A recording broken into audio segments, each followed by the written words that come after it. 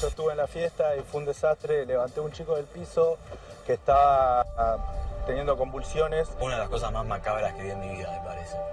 Porque el chico estaba convulsionando en el piso y no solo la gente hizo una ronda y empezó a bailar alrededor de él, sino que se reían. Los 4 pacientes estaban con compromisos a nivel cardíaco, a nivel respiratorio, estaban en coma, con lo cual se los intubó y se los puso en asistencia respiratoria mecánica.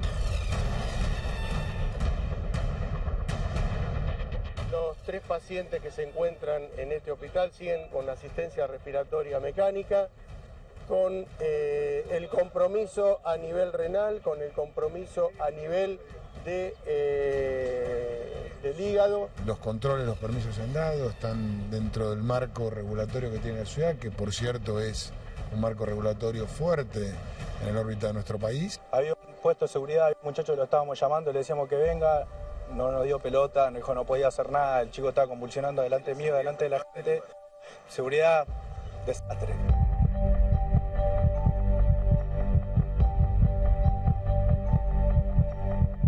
Murió una persona, cortan la fiesta, hermano, no, la fiesta siguió gente en peor estado y hay un montón de chicos intoxicados, otros que murieron. Nuestro tema principal esta noche en Tercera Posición iba a ser este expediente, o mejor dicho, esta declaración. La declaración es la declaración de un arrepentido, ¿sí? Un Fariña de la bonaerense, y tiene que ver con eso que se va develando cada vez más, esa situación de recaudación de la policía bonaerense que quedó escenificada, vuelta espectacular en un allanamiento del cual yo les hablé bastante en la Regional La Plata hace un par de semanas, cuando llegaron y encontraron los sobres que cada una de las comisarías había mandado con plata negra, nada menos que al jefe, que la Regional La Plata. Bueno, echaron a todo el mundo, pero la pregunta que quedó flotando, y la justicia no la va a develar, porque la justicia investiga de un caso, es si esa recaudación negra que sube hacia arriba en la bonaerense es un modus operandi que viene desde hace años y que solo se puede desmantelar con decisión política, ¿sí? Eso no lo puede desmantelar la ley, lo tiene que desmantelar la decisión política, el control sobre los policías corruptos. Hoy yo iba a aportar un testimonio interesantísimo a entender como cuánto hay de estructural en la recaudación de ciertos sectores de la policía bonaerense en el mundo del delito. ¿Por qué? Porque esto que nosotros veíamos en La Plata se repite, y uno sospecha además que se repite en diferentes lugares, sobre todo el conurbano. El testimonio que van a ver más adelante en Tercera Posición tenía que ver justamente con esto. Un arrepentido de una cadena de policías corruptos que dijo, no, yo no recaudaba, yo sabía que recaudaban y voy a contarlo. Y aquí está su testimonio. Su testimonio que se presentó a un juzgado federal y habló y acusó a los policías que sí cobraban de los narcos. No van a saber su nombre, yo me voy a reservar su nombre, pero lo van a escuchar más adelante hablando. Pero fíjense que cómo es la realidad en la Argentina, donde todo es tan vertiginoso, que esta misma protección que se verificó durante años en las villas de emergencia y que explica el narcotráfico, el fenómeno del narcotráfico, porque, paréntesis, de sentido común, una villa de emergencia, un punto de venta de drogas en una villa de emergencia es algo que todos saben, lo saben los vecinos, miren si no lo van a saber los policías. Entonces, si no lo voltean, si no lo hacen terminar la venta de drogas, es porque lo permiten. Sentido común puro. Ya lo vamos a discutir más adelante esta noche. Pero les decía, la realidad avanza tan rápido que mientras yo iba a hablar principalmente de este escrito, ahora tengo que hablar de este otro, que es la acusación del fiscal Federico Delgado, que acaba de dejar preso, detenido, nada menos que a uno de los abogados más famosos de la Argentina, Víctor Stinfalle. ¿Por qué digo que es uno de los abogados más famosos? Porque es el abogado de pequeños personajes como Maradona, Moria Kazán. Stinfalle está preso, lo detuvieron esta tarde. Él se había presentado a declarar en la causa Time Warp, la tragedia de Costa Salguero, y porque se había enterado que el fiscal lo estaba citando indagatoria, y entonces él se presenta y le dice, no, usted no se va de acá. Mañana lo va a interrogar el juez Sebastián Casanelo. Pero ¿qué hay de común en estas dos historias? El sentido común. Del mismo modo que es una cuestión de sentido común saber cómo se vende drogas en una villa del conurbano bonaerense, en la zona de San Martín, y esto no es exclusivo de ahí, te pasa lo mismo en Córdoba, en Rosario, en todos los lugares donde hay villa de emergencia y lugares y asentamientos precarios. Del mismo modo, se sabía que se vendían drogas en las fiestas electrónicas y sobre todo en las que están en la zona de Puerto Madero, Costanera Sur, Costanera Norte, y ahí está la responsabilidad de Estado. Y ahí está otra fuerza de seguridad, en este caso la prefectura. Del mismo modo que se ve que en una villa alguien va a comprar cocaína, también se sabía que en las fiestas electrónicas se vendían drogas de diseño. Sin embargo, la prefectura nunca encontraba nada. Las cosas que encontró a lo largo de todos estos años la prefectura en ese cinturón de la costa del Río de la Plata es insignificante. Nunca encontraron nada y siempre eran los contratados por dos tipos que hacían fiestas electrónicas o los boliches de esa zona. Entonces es la misma connivencia, solo que en un caso es la venta de drogas a pibes de clase media alta y en otro caso es la venta de cocaína a los que vienen en autos caros o a los que son de la misma villa. Las fuerzas de seguridad saben lo que pasa, pero por algún motivo, plata obviamente, o órdenes de los superiores, dejan vender, dejan hacer. ¿Cómo cuánto hay contra Víctor Stinfale? ¿De qué lo están acusando? Porque atención con esto, yo acabo de leer el dictamen completo y en la fiesta Time Warp, en lo que está investigando la justicia, se mezclan muchas cosas. En el dictamen del fiscal Delgado, que pide que lo detengan a Stinfale, considera que él no es el apoderado de la organización de la fiesta, sino que es uno de los dueños, que es un testaferro detrás de diferentes empresas. Esto es lo que dice en el dictamen el fiscal, ¿sí? Dice que, bueno, que en verdad no es Consi, no es los otros acusados que están siendo detenidos, sino que detrás de todo eso está Stinfale. Pero no lo acusa de las ventas de drogas, lo acusa de ser el que está detrás de la organización de la empresa, la que organiza la fiesta, la que trae los DJs, la que vende el agua, la que vende, la que organizó todo. Pero no lo acusa de la venta de drogas, lo acusa de haber generado un espacio donde se vendieron drogas de diseño que terminaron matando a 5 pibes. Entonces Stinfale va por un lado, pero el propio dictamen del fiscal Delgado vuelve sobre la responsabilidad del Estado, ¿sí? Y ahí es donde la cosa es mucho más grave. La verdad que tipos que vendan drogas en una villa va a haber siempre. Tipos que hagan fiestas en lugares peligrosos va a haber siempre. Para eso se supone que está el Estado. Se supone que después de tantos años de hablar contra el narcotráfico, algo se tiene que hacer, y después de Cromañón, algo se tiene que hacer en la ciudad de Buenos Aires, nada menos, para que no haya lugares peligrosos de diversión. Sin embargo, fallaron los controles. En el caso de Costa Salguero, lo que están diciendo, lo que se está viendo, es que hubo connivencia de la prefectura y del gobierno de la ciudad.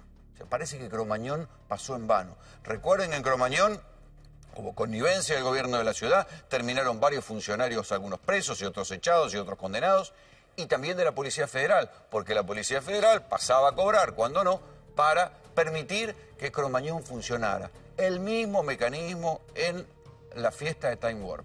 Sin embargo, hacia la prefectura avanzaron rápido, hacia el gobierno de la ciudad van más lento, ahora van por los organizadores. Pero yo quiero hacer foco en las responsabilidades públicas, muchachos. Hay tanta responsabilidad en una brigada de narcotráfico de la bonaerense que permite vender drogas en una villa y pasan a cobrar y cobran, ¿saben cuánto cobran? 100.000 mangos por mes por dejar vender drogas en una villa, por un tipo que paga por toda la villa.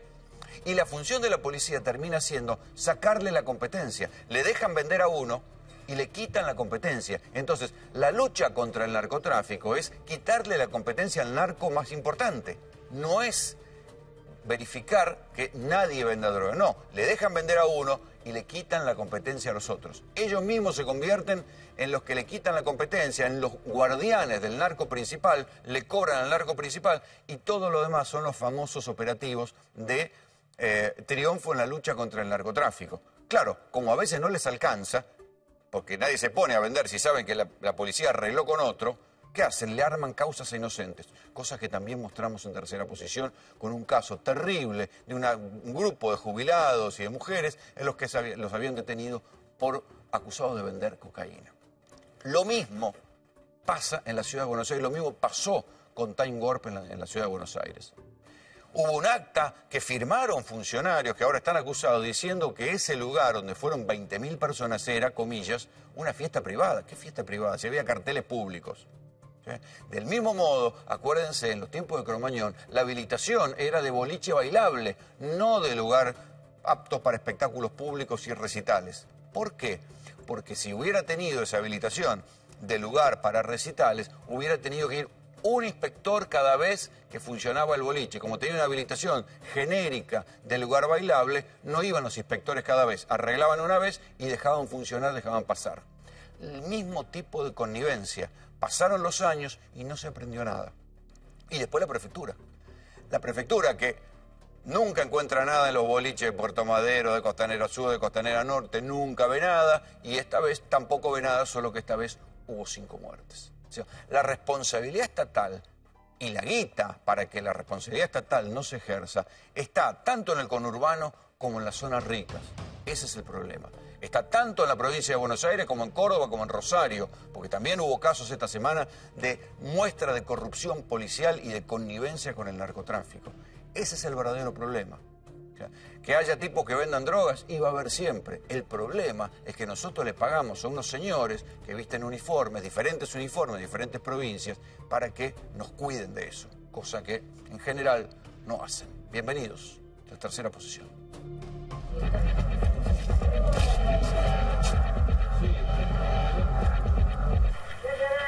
Sin cola. Y no dices que no es de churro. Ah, ¿está 5. Ah, 5. ¿Quiénes son los monos?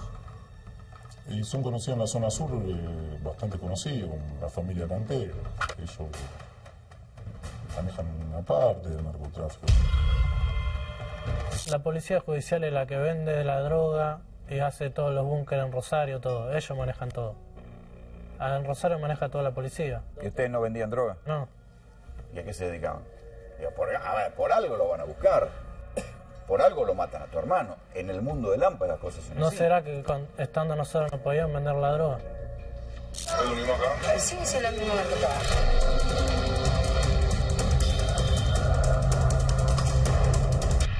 Yo no pertenezco a la policía. Se fue formando una especie así de amistad o sometimiento, o como lo quieran llamar, por amenazas o por muchas cosas. Ellos agarraron esta casa como base de operaciones. ¿Quiénes son ellos? El director de drogas, Rafael Sosa, Franco Argüello, que es un oficial inspector que va para principal. Encabeza la retención. Chao, Franco. Chao.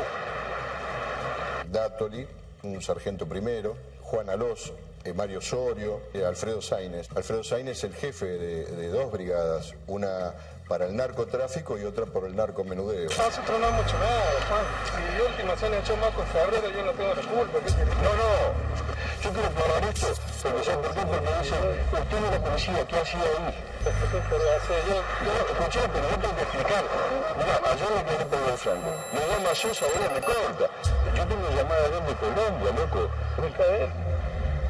No me van a asustar, es con un gigante que arreglan con los tranzas.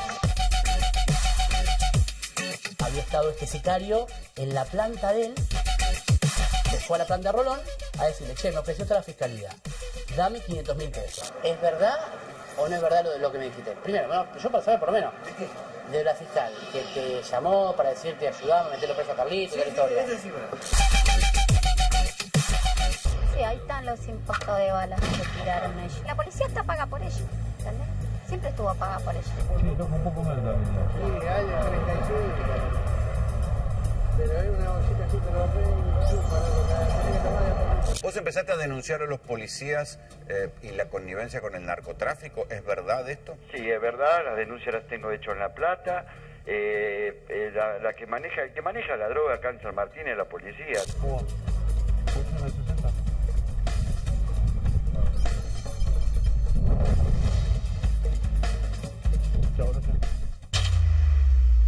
Yo no hablemos más de casualidades. En la prefectura, en Costanera, en el caso Time Warp. O sea, lo que acabamos de discutir, lo estamos presentando. En Rosario no cesan las muertes, ahora con un componente especial. Hay varios vinculados a los ajustes de cuentas del narcotráfico a los que les cortan una oreja. Un lindo detalle latinoamericano. Después vamos a hablar de eso también. En Córdoba, ese caso que ustedes veían, el caso del francés Viernes, un tipo que se calza una cámara oculta y revela, pone en evidencia a todos los policías corruptos de Córdoba. Bueno, hoy hubo sentencia, finalmente. La sentencia es vergonzosa. Uno de los policías acusados de integrar una red de protección a los narcos va a quedar en libertad. Solamente le dieron 3 años y 8 meses. ¿Qué pasó con el francés Viernes? Está desaparecido. Se supone que lo mataron y no apareció nunca más su cadáver. Esto en Córdoba. Y por cierto, lo que yo les contaba de la policía bonaerense. El año pasado, un juzgado federal, porque la justicia provincial, cuando tiene que ser causa de droga, nunca encuentra nada, un juzgado federal intervino sobre San Martín y terminó metiendo presos a 10 policías, mejor dicho, a 9, porque uno quedó libre o quedó prófugo. Es este señor que ustedes van a conocer ahora. Yo no voy a revelar su nombre, pero sí tengo su escrito.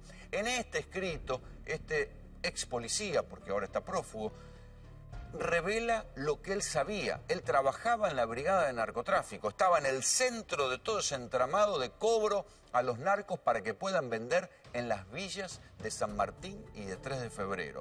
Este es el Fariña de la bonaerense.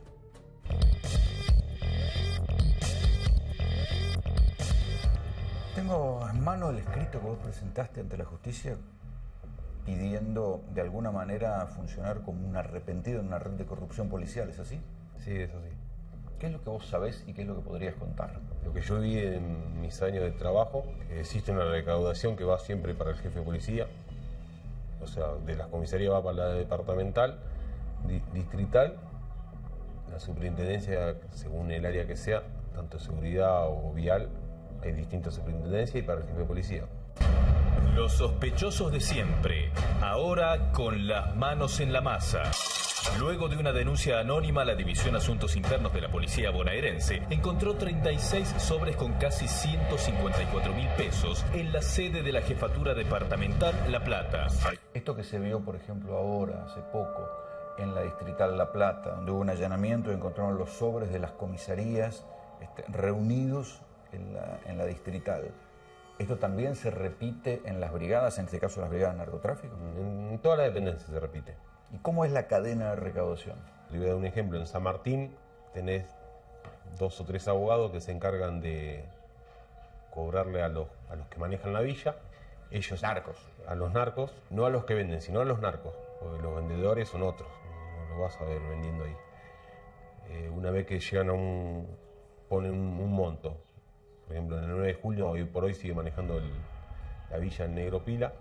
¿El Negro Pila? El Negro Pila. ¿Se lo conoce? ¿No sale en ningún prontuario? ¿No aparece?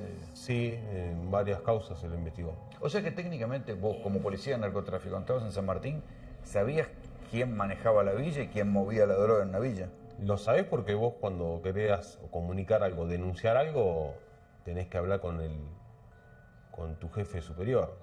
O el jefe de operaciones o el segundo jefe. Y ellos te dicen si puedes investigar o no. O sea, si es amigo o no es amigo. Claro, si está en una palabra agendado o no está agendado. El abogado... ¿Esa es la frase? Sí, agendado. ¿Agendado? Sí. Agendado se dice si la pone. Claro, exactamente. Contame el caso de una de esas villas. El narco, se sabe quién la maneja, el narco no está en la villa, los vendedores son los periféricos, digamos. Sí. Pero es el abogado del narco el que le paga a la policía. Sí, así. O sea que los abogados también son un engranaje fundamental de la corrupción policial. No solo policía corruptos, sino de corruptores, o sea que hacen llegarle la guita al narcotráfico. Sí, sí, es así.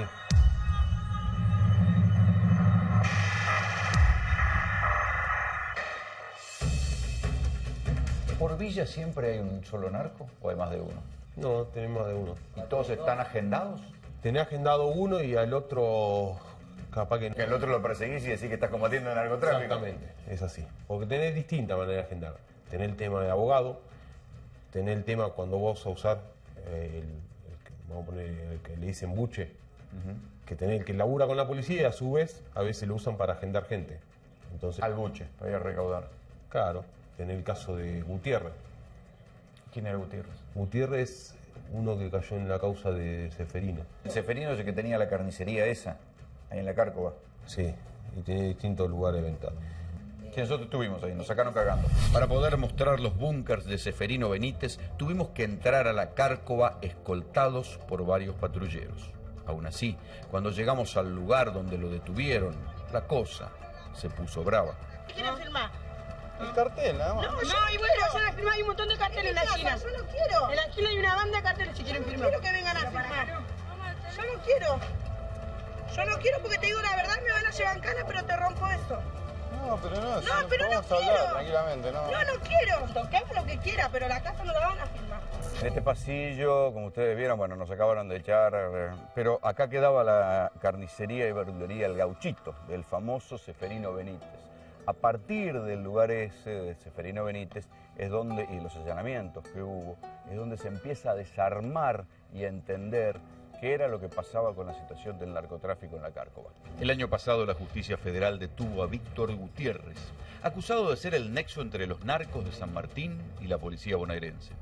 Gutiérrez se encargaba de cobrarle a los narcos y pagarle a los policías. Uno de esos narcos era Seferino Benítez, el capo de la Villa La Cárcova. Siempre fue informante de la policía, siempre. Tiene el hermano que es policía, siempre. Por eso lo conocía a Seferino, porque en su momento él se la cobraba a Seferino. Este Gutiérrez era un buche. En algún momento la policía lo utiliza para cobrarle a los narcos. Sí, en el barrio de lo que es La Cárcova había uno que le decían mate cocido, que calculo que esa persona fue el que denunció en su momento, que denunció que la policía le daba droga y vendía para la policía. ¿Cómo vendía para la policía? Es lo que denuncia él, que vendían, como que él lo obligaban a vender para la policía. Obligar. Por eso, eres de una estrategia de él. Me quiero detener en eso. ¿Existe eso o es un mito urbano? De que una parte de los decomisos se la queda la brigada y se la da a un dealer propio para que la venda. A ver, el buche, a veces cuando vos haces un laburo, el buche le pagás. No le pagás con plata de tu sueldo. O le pagás con droga. Con 2 o 3 ladrillos. Con algún dinero que haya hecho de un allanamiento. Es así. O sea, los buches cobran. Sí, no hay buche gratis. Esa es la realidad. Gutiérrez trabajó por distintas zonas. Y lo conocía a Seferino porque en su momento se la cobraba a Seferino. Hay varios guardianes del orden detenidos, entre ellos quien fuera jefe departamental de General San Martín, comisario mayor José Luis Santizo. Los jefes tienen que ir a rendir al jefe de narcotráfico. En el momento de superintendencia, claro. Rendir es llevarle la plata. Claro, una parte se la quedan ellos. Un ejemplo, San Isidro lleva cierta plata porque no tenés tantas villas, o porque no tenés villas agendadas, mejor dicho. O sea que las villas son un negocio para la policía. Sí. Terrible. Yo te voy a decir las villas que sirven, o sea, que sirven para la policía, que recaudan. Narcotráfico de San Martín, Matanza, Quilmes en su momento. ¿Todo bien? Todo iba bien, hasta que uno de nuestros hombres quiso entrar a la casilla donde estaba la droga. La reacción fue inmediata, violenta.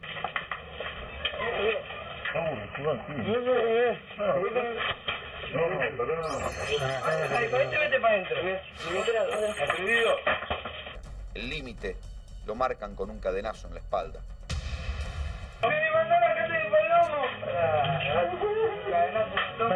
¿Cuánta gente tiene laburando un narco en una villa promedio, de las que vos hayas conocido? Y eran por turno. Tenías turno de... Algunos tenés de 8 horas. Por ejemplo, en la 9 de julio vos tenías el vendedor, el que recibía la plata, tenía 2 que estaban con los handy, que era el que avisaba, y a veces tenía 2 o 1 que estaba encerrado para cuidar al que vende. ¿Tienen vigías? Sí. ¿Tipo que avisan? Sí, sí. Mirá, ahí tú que tenés sentado allá. Sí, para acá. Para ahí. Sillas sentados así, siempre en las 8 lo ves. Cosa que ellos puedan tener visión sobre diferentes lugares. Vienen haciendo satélites. Los que son, nosotros decimos satélites, son todas personas adictas. Este pasillo, que fue el pasillo allanado donde encontraron la droga, vean a la distancia que está de la escuela. Aquí, este paredón pintado es la escuela. O sea, fíjense a la distancia que se vende la droga de una escuela en un barrio del conurbano bonaerense. Esa cocaína que se vende en la villa de San Martín, ¿sabés de dónde viene? Cuando investigué venían de Salta. Era una maestra la que traía la droga. ¿Una maestra? Sí. Está detenida ¿Cuántos policías había luchando contra el narcotráfico en San Martín? Los que laburan son 12. 12 investigadores para todo San Martín, donde debe haber seguramente más de 12 villas. Sí. Hay más villas que investigadores. Igual... Y con un debería tener uno por villa, por lo menos. Si habría 12, ¿cuántos móviles tendría que haber para laburar? 6 por lo menos. Bueno, andando. Sí. Había 2. Vos tenés 6 autos que están rotos, o tenés 4 autos que están rotos, siguen cobrando por el combustible, pero siguen tirados. El móvil que lo usa el jefe, olvídate, no lo pidas para trabajar, porque lo usa el jefe. No sé para qué, para ir hasta la casa y venir.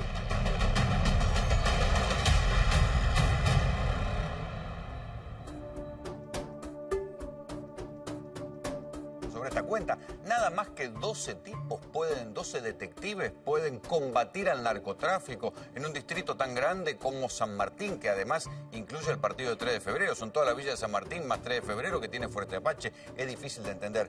Pero Juan Gossen es periodista del diario Hoy de La Plata y cubrió detalladamente lo que fue esa escena que reveló que no era un mito urbano lo de la recaudación de las comisarías en La Plata. ¿Te sorprende esto que cuentan de la brigada de narcotráfico? Porque se repite el mismo modus operandi. Sí, muy similar, muy similar. El problema que estamos viendo, por lo menos en el caso de lo que está sucediendo en La Plata y con la conducción de la policía bonaerense, es que ya no estamos hablando de que están denunciados un jefe distrital, un comisario. Nosotros llevamos ayer a tapa al diario Hoy una denuncia concreta en la Justicia Federal contra el propio jefe actual de la policía bonaerense por haber recaudado supuestamente, según esta denuncia, fondos provenientes del narcotráfico, por haber dado libertad de acción. Esto está denunciado en la Justicia Federal, es una denuncia que ha hecho el doctor Odetti, que ha generado un impacto tremendo en lo que hace a la institución policial. Bueno, si es la base del testimonio del arrepentido, de este hombre. Claro, que lo que está mostrando además es que este famoso denunciante anónimo que habíamos hablado la semana pasada en este mismo programa, está dando muchos detalles que se están comprobando. Y llamativamente, primero hay un silencio muy marcado de las autoridades de la provincia de Buenos Aires. Pero eso es lo que no se entiende, porque esto viene de antes. Nadie puede pensar que esto es nuevo, esto debe venir, andás a ver si no viene de los tiempos de Dualde. Preguntale a Maskin, es el que más sabe de esto. José Luis Ferrari, abogado, vivo en la casa. Ahora sabés por qué, ahora te das cuenta por qué a Candela la matan en San Martín y la tiran en Morón, para que no vayan a investigar ahí. Así de clarito. Ahí armaron toda la parodia de lo que fue el secuestro y la muerte de Candela Sol Rodríguez para esconder lo que pasaba en San Martín. Lo que pasa es que entonces estamos en problema, que decir que la recaudación no tiene límite. Ahí tiene que hablar, vos te acordás como el triste final de Roberto Aníbal, que le vuela una garrafa y la garrafa estaba indemne cuando tenía que ir el día siguiente a cobrar al Ministerio de Seguridad, en ese momento a cargo del doctor Casal. Ahí tiene muchas responsabilidades políticas que explicar, que no tiene inicio en este gobierno sino en el anterior.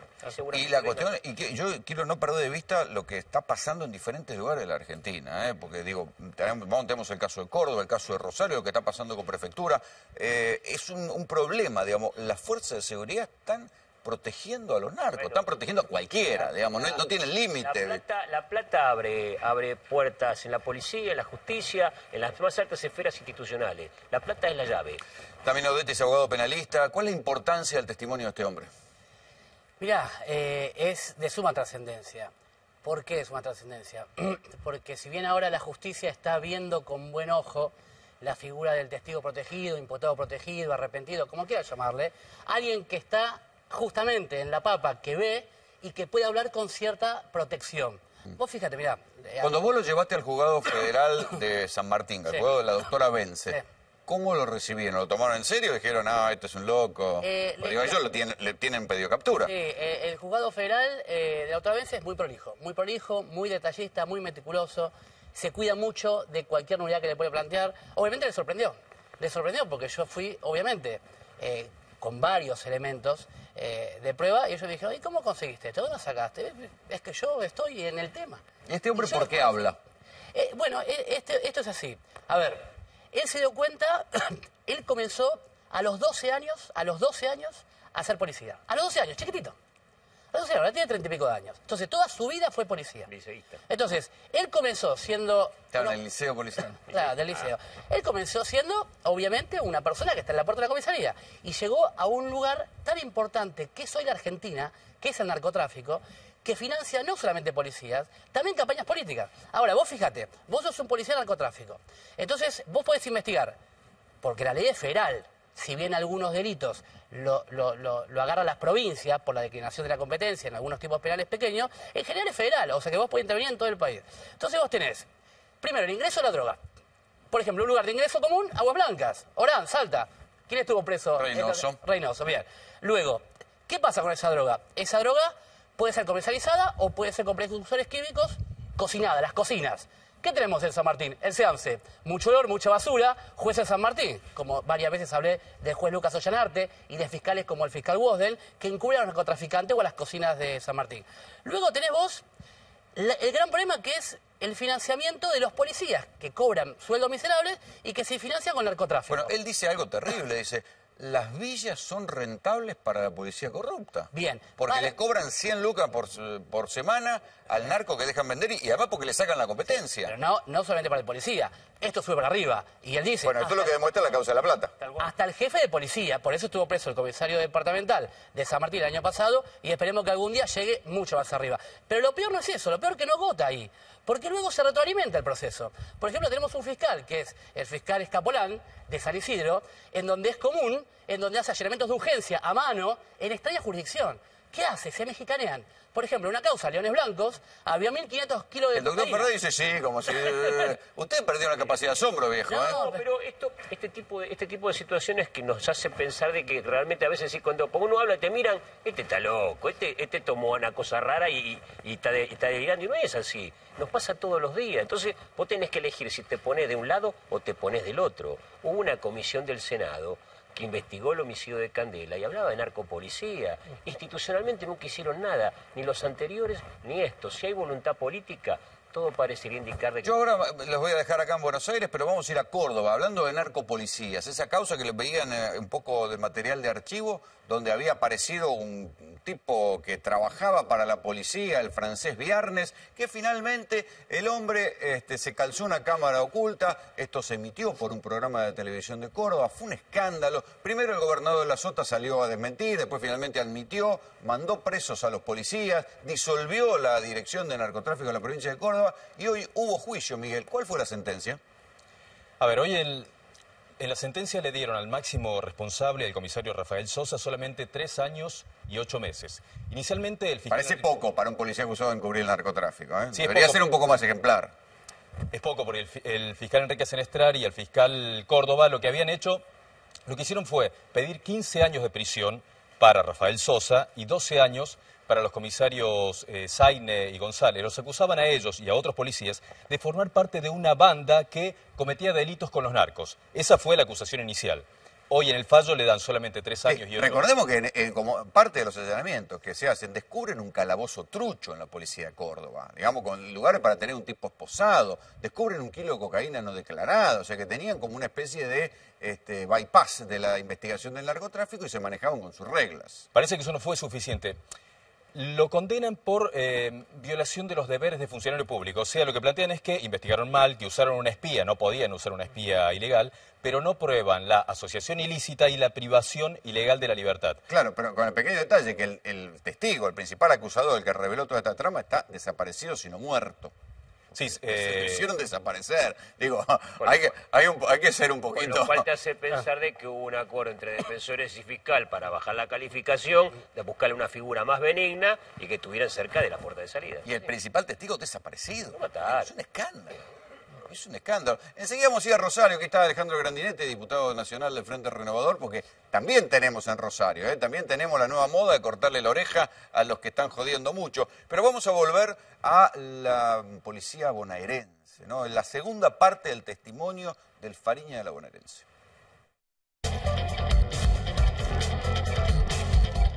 ¿Qué te pasó vos en concreto? ¿Por qué en un momento dado terminaste acusado y prófugo? A mí me trasladan, yo estaba en una dependencia, me trasladan a una delegación, conozco a... Ya lo venía conociendo porque ya había trabajado este pibe que conozco, que le decían el Negro, o Gutiérrez, lo conozco en la dependencia. Que es el Buche. El Buche, lo conozco. Que cae preso con Seferino. En la causa San Martín. Claro. Yo lo conozco, ya lo había conocido porque yo lo había visto en San Martín, pero nunca tuvimos trato, nunca había trabajado conmigo. La verdad es que hasta ahí vos tenés grupos operativos y vos no te hablás con tus grupos lo que hacen o no. Este pibe laburaba con un grupo operativo. Bueno, yo llego a San Isidro, yo sé que lo había llevado uno que es amigo de él a trabajar ahí, que era el jefe de operaciones. En su momento el que era jefe de operaciones lo lleva a este buche. O sea que toda brigada de narcotráfico necesita un buche. Sí, sí, esa es la realidad, no solamente la brigada de narcotráfico, la policía en sí. O sea, los jueces no quieren ver que la realidad para esclarecer un hecho necesita un buche. En todo, ¿no? A veces se esclarecieron sin buche, pero lamentablemente para esclarecer algo o traer un laburo como la gente, el tema de droga o algo, necesita un buche. Y lo que está mal que no te lo dejen blanquear. Claro, siempre estás laburando en el límite de la legalidad. Porque al tipo, obviamente, no son patriotas, le tenés que garpar de alguna manera. Yo siempre digo que era más fácil blanquear al buche, sí, yo laburo con cosas. Bueno, a mí me lo presentan y no quiere decir que yo lo autorizaba a hacer lo que hacía, Pero nosotros tenemos reserva de fuentes, ustedes no tienen reserva de buche. No. Cuando yo me empiezo a interiorizar, después que pasa lo que pasa, me doy cuenta que sí, que él se hablaba con Seferino, él me dice que tenía un buche, empiezo a averiguar quién era Seferino, sé que era un narco, porque no era un puntero que tenía varios... De la Cárcova, tenía varios lugares de venta. Entonces cuando yo más o menos me doy cuenta de eso, lo denuncio yo. A Seferino. A Seferino. O sea, la causa de San Martín se arma por la articulación de Seferino Gutiérrez, la policía, su ruta. Vos ya habías denunciado a Seferino cuando estabas en Narcotráfico San Martín. Claro, pues yo lo denuncio a Seferino cuando a mí... ¿Y eso no te cubre? No, porque yo lo denuncio a Seferino cuando Gutiérrez me dice que yo me tenía que entrevistar con un muchacho que me iba a entregar un trabajo. Es así. Me voy a entrevistar y yo hablando me di cuenta que él no quería eso. Él quería que yo le haga la mano con cierta gente de San Martín. ¿Qué es hacer la mano? Y como que se lo presente para que él pagarle por mes y que él lo deje laburar tranquilo. Bueno, este es el panorama. Esto es lo que ustedes están viendo y están escuchando. La verdad que yo creo que a esta altura del partido, después de lo que se vio en La Plata, no hay mucha diferencia si esto es en San Martín, en Loma de Zamora, en La Plata, porque me parece que si llega tan arriba es casi un modus operandi. Por supuesto, la conducta es una. Pues ya perdimos la capacidad de asombro. Hay una decisión y una voluntad política de prohijar este tipo de organizaciones criminales. Escuchen esto.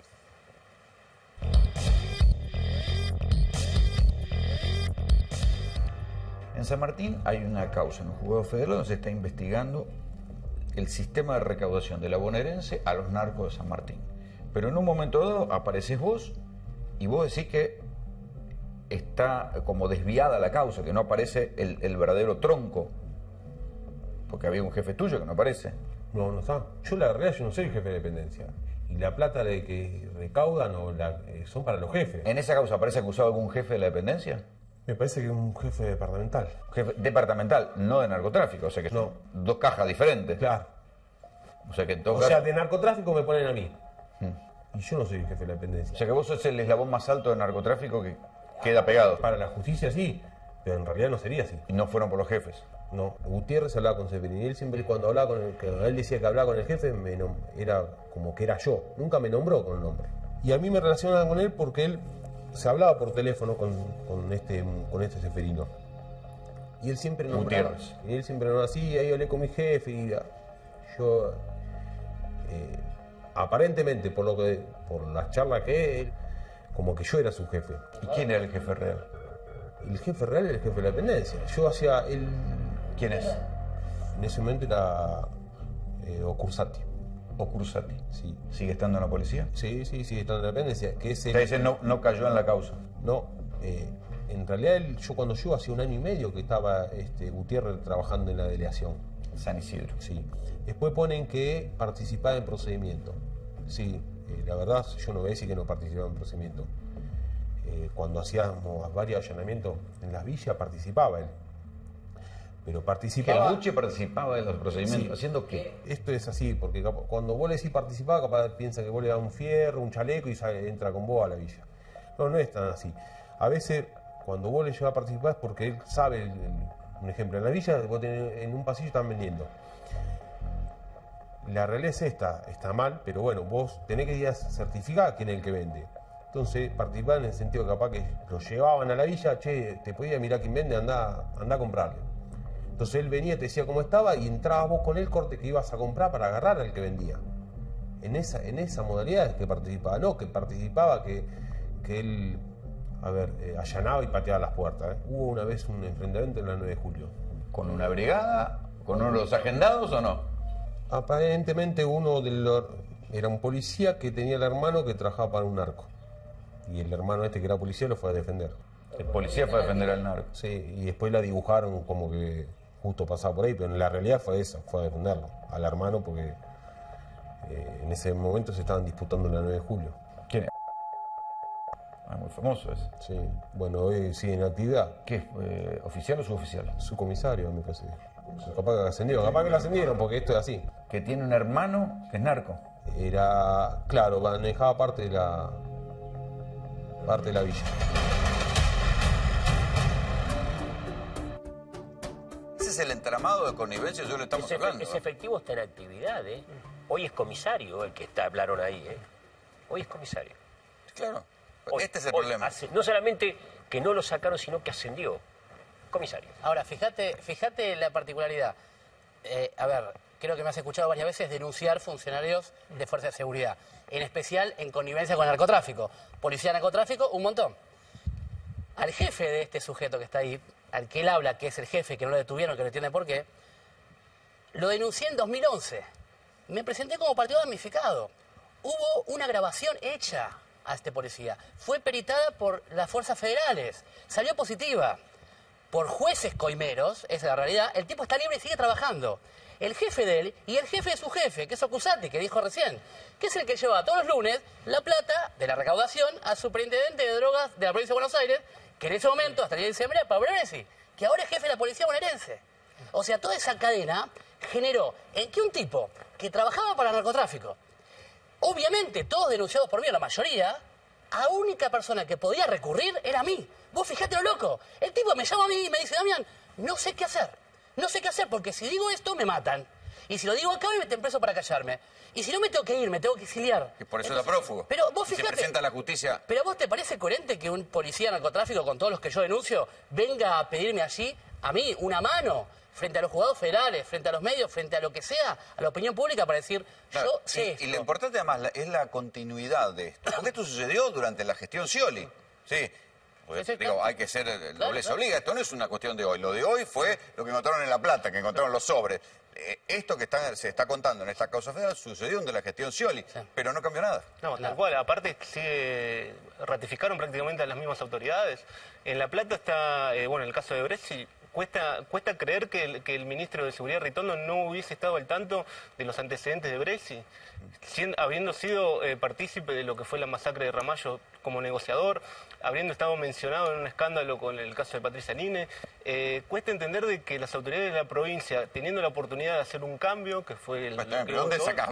Si todos estaban prendidos en una cadena de recaudación, ¿de dónde sacás los policías diferentes? Tiene una denuncia penal hecha, con lo cual cuesta entender de que no hayan registrado los antecedentes de estos sujetos, ¿no? La televisión tiene estas cosas. El diputado Luis Petri venía para hablar de los despidos, entonces, pero estaba por ahí, y como él es presidente de la Comisión de Seguridad, diputado nacional por la Unión Cívica Radical de Mendoza, lo metimos acá en el debate. Así que, porque digo, ya esto excede la provincia de Buenos Aires, excede la prefectura, recién contamos lo de Córdoba, Rosario. Y estas, Rolando, son verdaderas organizaciones criminales.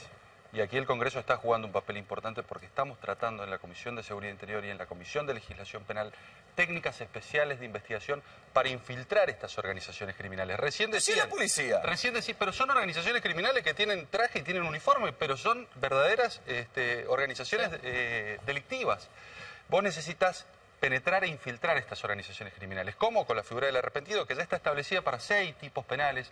Esto es, ya lo tenés para traición a la patria, ya lo tenés para lavado de activos, no lo tenés para corrupción, pero ya lo tenés para estupefacientes, lo tenés que ampliar y regular para todos. Necesitas regular la figura del informante. Claro, pero yo te digo, los casos de A1 van a la justicia. ¿Qué pasa cuando esto es sistémico? Es la política la que lo tiene que Vos resolver. fíjate lo que hizo Colombia. Porque Colombia, de uno siempre vas atrás del hecho. Colombia, cuando decidió luchar contra el narcotráfico, la primera medida que tomó fue la de depurar sus fuerzas policiales. Ellos dijeron, con esta vieja policía, con esta policía penetrada por el narcotráfico, nosotros no vamos a poder generar una lucha pareja. ¿Y acá cuántas veces los depuramos? Bueno, la tenemos que depurar, pero además tenemos que generar controles muy fuertes y controles cruzados a la policía. Que no solamente tienen que ser controles internos de la propia policía, que es lo que está sucediendo, sino los gringos son muy pillos bajo la figura de asistirte económica y tecnológicamente. Te están espiando, te dan plata, esa plata, ¿para qué sirve? Para decir por dónde te... Ni siquiera me refiero a la colaboración de Estados Unidos. Lo que me refiero es que cuando se controla... Todo es parte del todo, agentes, diputado. no, pero cuando se controla agentes que están, o funcionarios que están vinculados en la lucha contra el crimen organizado, no solamente hace falta el control interno de la policía, necesitamos que la FIP lo controle, necesitamos que Rentas Provincial lo controle. Quiero sumar al diputado Alejandro Grandinetti del Frente Renovador, que la semana pasada me dejó boquiabierto con una historia de esta que sucedió. Cuando eras periodista me las contabas, ahora me las escondés. No, déjame que agregue a lo que decía Luis, algunas dimensiones. 300.000 millones de dólares es lo que se mueve a nivel global. Venimos a Naciones Unidas, esa es la discusión. Primera cuestión como para tener en cuenta. La segunda, la definición de uno de tus entrevistados que decía que las villas son un buen negocio para la policía y el narcotráfico.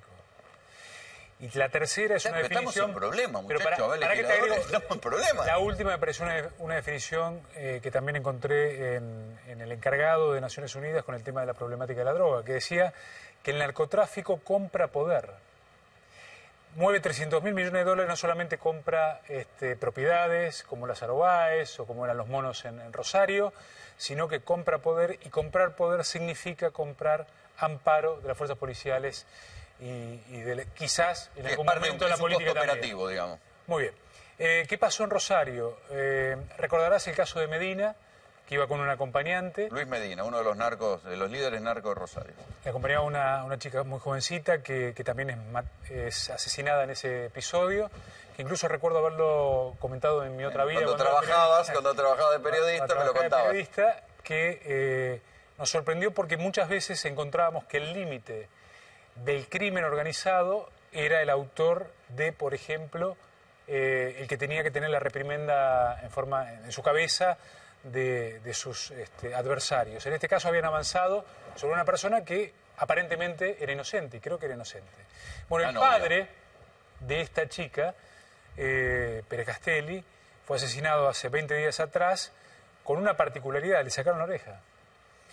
Y dentro de las crónicas de algunos colegas ya de Rosario, ex colegas, si vale el término, recuerdan que este hombre empieza a divisar a diferentes personas que aparentemente fueron los que asesinaron a su hija, y uno de ellos lo amenaza, particularmente diciéndole que le iba a sacar el aire de sus pulmones y le iba a sacar una oreja. Efectivamente, al otro día aparece con 3 tiros, uno en cada rodilla, otro en el corazón y sin una de las orejas. Hay que decir que no es el único caso. El otro día estábamos en el encuentro antimafia en Rosario y Germán de los Santos, periodista del Diario de la Nación, contó que uno de los vinculados a la balacera a la casa de Bonfatti, que estaba en libertad, apareció también muerto con una oreja cortada. Bueno, estuvimos con el expresidente de Colombia también en Naciones Unidas, con Luis, y cuando le comenté dónde venía, me dice, bueno, ustedes tienen allí, en la provincia de Santa Fe, también algunos de nuestros compatriotas que están haciendo también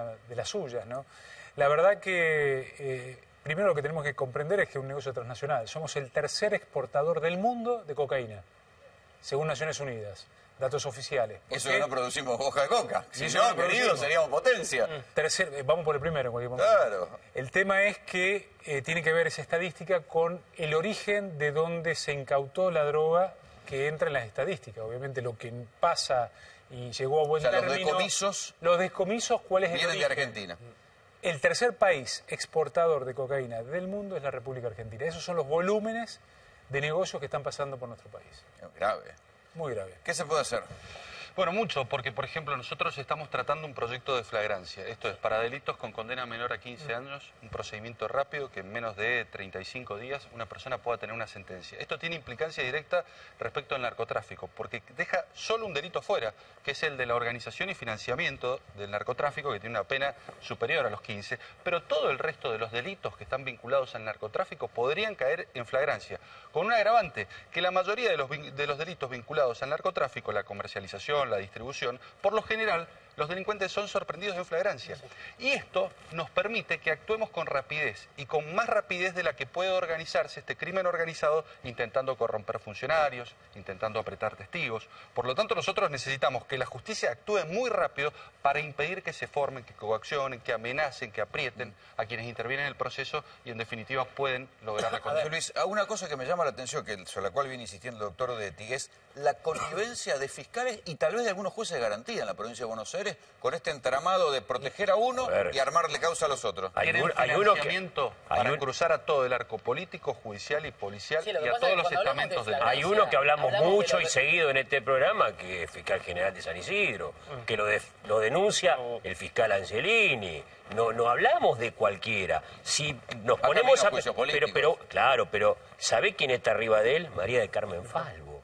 Entonces, si empezar... A ver, la cuestión es, yo entiendo la buena voluntad, pero esto es cuestión de todos los días. Y hay funcionarios que permanecen en el tiempo, y si vos decís, a esto no lo removemos, tenés que remover policía, tenés que remover fiscales.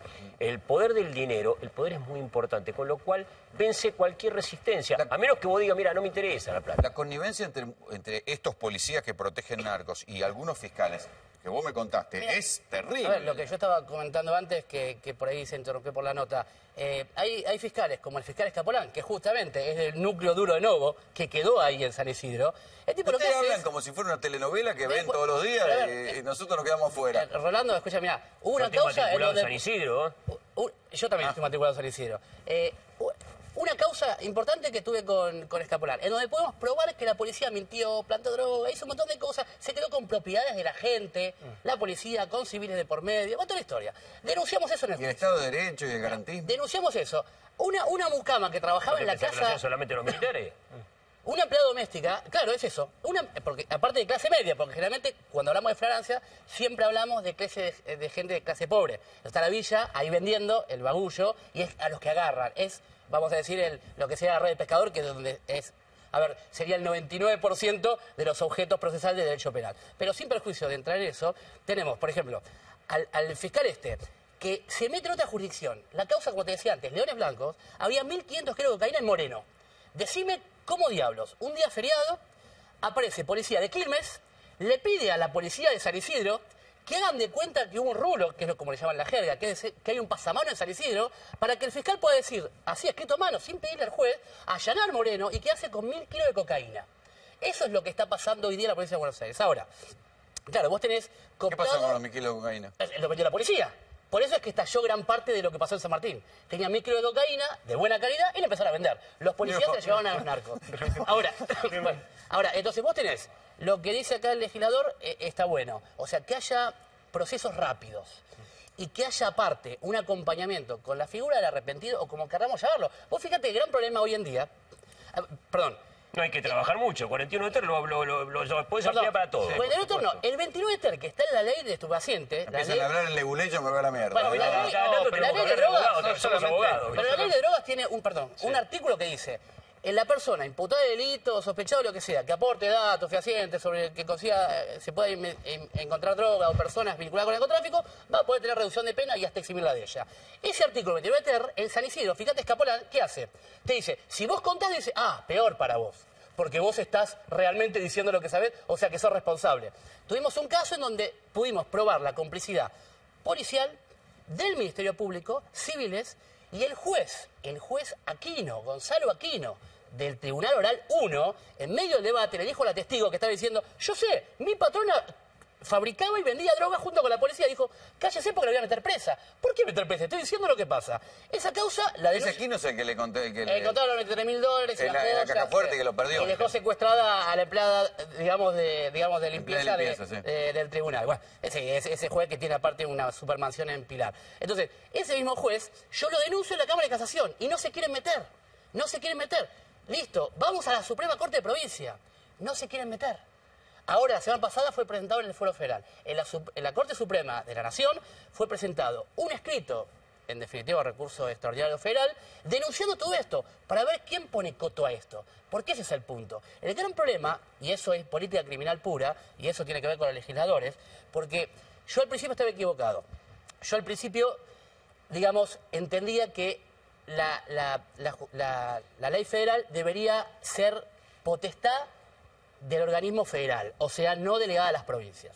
¿Por qué digo esto? Porque hay algunos tipos penales, por ejemplo, no es lo mismo que vos embarques 10.000 kilos de cocaína, almacenes, finanzas, que vendés al menudeo. Ahora, ¿qué pasa con provincia? Con provincia se convirtió al revés. La policía protege y termina al mismo tiempo haciendo que los fiscales se hagan los policías de la provincia de Buenos Aires, por ejemplo, en el caso que conozco yo bien. Ahora, yo decía, desfederalicemos la provincia, que trabajen las fuerzas federales. Ahora, un fiscal de la provincia me dijo, no, Damián, al revés hay que hacer. Porque si vos tenés nada más que al tipo que tenencia para consumo, tenencia simple o tenencia con fines de comercio, al menudeo, y no tenés otros tipos penales, el fiscal de provincia dice, con esto me alcanza.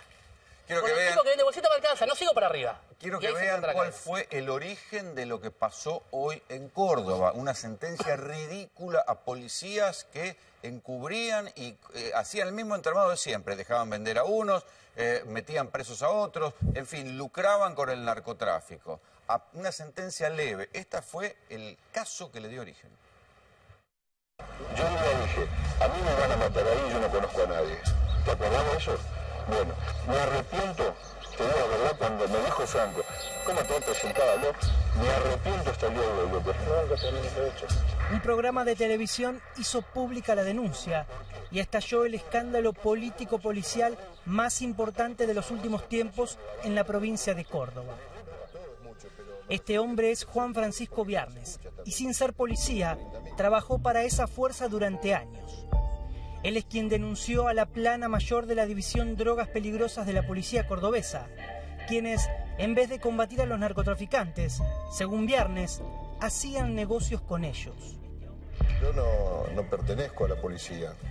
Se fue formando una especie así de amistad o sometimiento, como lo quieran llamar, por amenazas o por muchas cosas. Ellos agarraron esta casa como base de operaciones.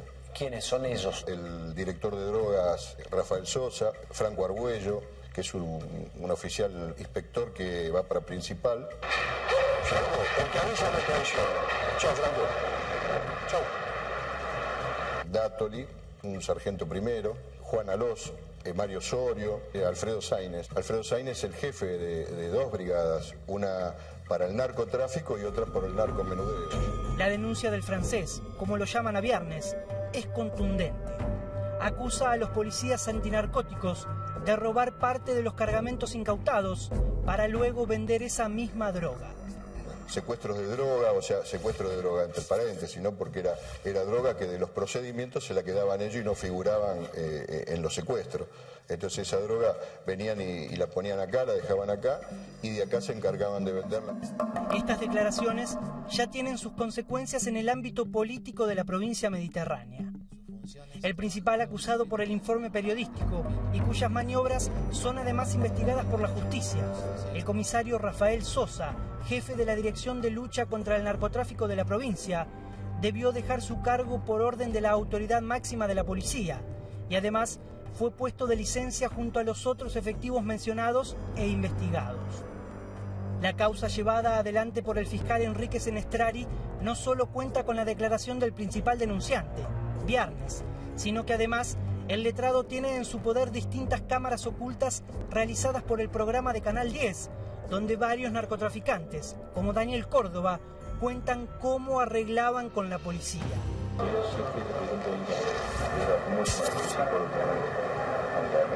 y hace mucho trabajo de mes, pero no me cumplen, ¿viste? Con los repartidores.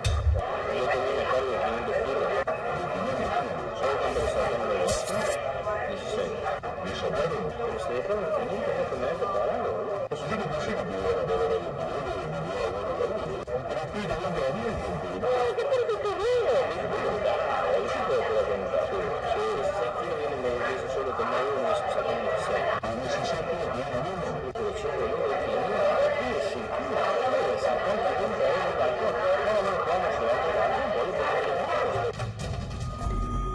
Las denuncias de connivencia entre el poder policial y político y los narcos cordobeses era un secreto a voces.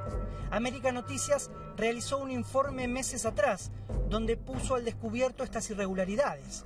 Por ejemplo, con los dealers del barrio Maldonado, la zona narco por excelencia de la capital de la provincia. El barrio Maldonado es un barrio netamente de cocina. Debe haber arriba de 200 casas que venden por menor, pero mayormente es cocina. Se calcula que se cocina más de 50 kilos semanales ahí. Unos cocinan, otros reparten, otros alquilan su casa para que guarden, el taxista cobra 3 veces más caro para llevar a los chicos de zonas mejores a comprar ahí. Entonces, bueno, todo se fue articulando alrededor del narco. El proceder de la policía es, al que es perejil se lo llevan, pero cuando se trata de este grupito mafioso, político, porque es un peronismo narco el que tenemos nosotros ahí en esa zona, es jodido. No vino nada, no vino nada. Ahora las denuncias están en manos de la justicia. Una justicia que muchas veces fue puesta en dudas por dejar en libertad a quienes forman parte de causas similares a estas. Los narcos, claro está. El principal jefe de la división Drogas Peligrosas en la provincia de Córdoba, que estaba prendido en este entramado, solamente le dieron, Miguel, 3 años y 8 meses. Le dieron solo 3 años y 8 meses porque lo que plantean es que cometió irregularidades en la investigación, que lo tenían a la espía y no podían tenerlo los Francés Viernes, pero lo que plantea el juez Vaca Narvaja es que no se pudo demostrar absolutamente nada de todo esto que vemos que había denunciado el espía Juan Bianchi. Pero digo, el espía, qué casualidad, desapareció, literalmente, como si fuera la dictadura, desapareció. Se repiten los métodos, lo mismo, es lo mismo. Lo que pasó con Viernes es que en el 2014... ¿Qué, Juan? En La Plata puede llegar a pasar lo mismo. Hoy por hoy pasó un mes del escándalo de los sobres que estalló, no hay un solo preso. Hoy presentaron un habeas corpus, esto viene para largo, y hay que ver a ver si la Cámara ordena profundizar la investigación o no. Porque ¿Y el que habló y el que dio el dato preciso, está bien protegido o...? Yo no sé si está tan bien protegido. Lo que sí sé es que está aportando cada vez más pruebas que son bien contundentes. El problema es que han cerrado la investigación hasta el momento en estos 5 uniformados. No avanzan en lo que es la estructura jerárquica de la policía bonaerense. Hay pruebas contundentes, incluso el sindicato policial, el CIPOBA, se presentó ante asuntos internos pidiendo que resguarden la prueba hace unos días porque lo tienen filmado a Grasso, al superintendente de la región capital, con un bolso lleno de dinero en la autopista La Plata-Buenos Aires. Opa. Y hay que ver ahora qué es lo que va a disponer la Cámara, porque Grasso no está ni siquiera imputado en la causa. Hablando de qué pasa cuando estos policías corruptos van a la justicia, recordemos el caso de Gulagula Pereira, que es uno de los que acusó de proteger a los monos, que se construyó su propio calabozo en la comisaría. Sí, en Funes, ahí cerquita en Roldán, cerquita de la ciudad de Rosario. El hombre se ve que dijo, bueno, era indigno como estaban. Para denunciar el mal estado de las cárceles se construyó su calabozo. Se construyó su calabozo y se fue y lo pusieron ahí. Pero una buena para la justicia, el ex jefe de policía de la provincia de Santa Fe todavía hoy sigue preso, Toñoli, que en su momento se había hablado de que había sido una campaña, sigue preso porque, entre otras cuestiones, avisaba o apañaba a aquellos que le avisaban cuando la PCA iba a Santa Fe y perseguía a algunos narcos en la provincia. Muchachos, gracias por venir. Mientras tanto, claro, una cosa es la realidad policial, de inseguridad, de corrupción policial, pero después está la realidad social.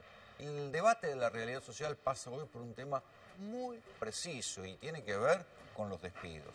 ¿Hay despidos? ¿Hay una ola de despidos, como dicen los sindicatos? ¿O, como dice el gobierno, no hay una ola de despidos, sino que todo lo contrario? Algunos audaces dicen que se está generando empleo nuevo. Y a su vez, el debate por la ley antidespidos ha provocado la ruptura en distanciamiento fuerte entre Mauricio Macri, el presidente, y Sergio Massa.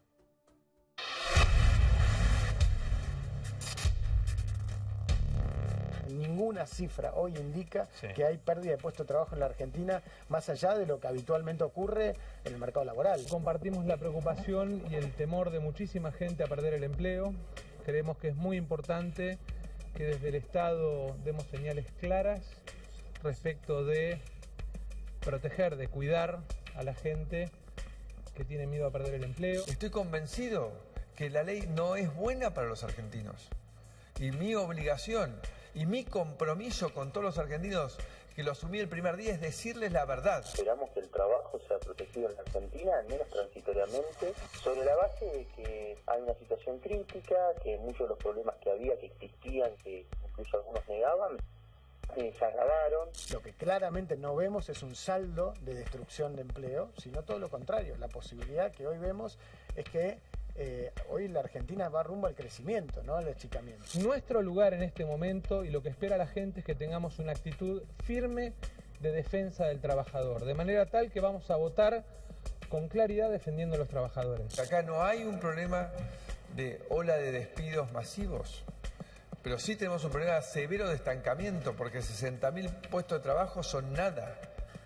Lo que necesitamos es realmente crear empleo de calidad. Tratemos como se le dieron beneficios a otros sectores, se le bajaron pretensiones, hubo una devaluación y la verdad mejoró la competitividad y eso es bueno para el trabajo. También sería bueno dar una señal a los trabajadores. Así como yo tengo una deformación profesional, siempre tiendo a defender al trabajador. Es lógico, es humano, que los CEO traten de defender a las empresas. Y este es un gobierno donde la mayor cantidad de funcionarios que tienen responsabilidades de conducción pertenecen a las grandes empresas, sean nacionales o multinacionales.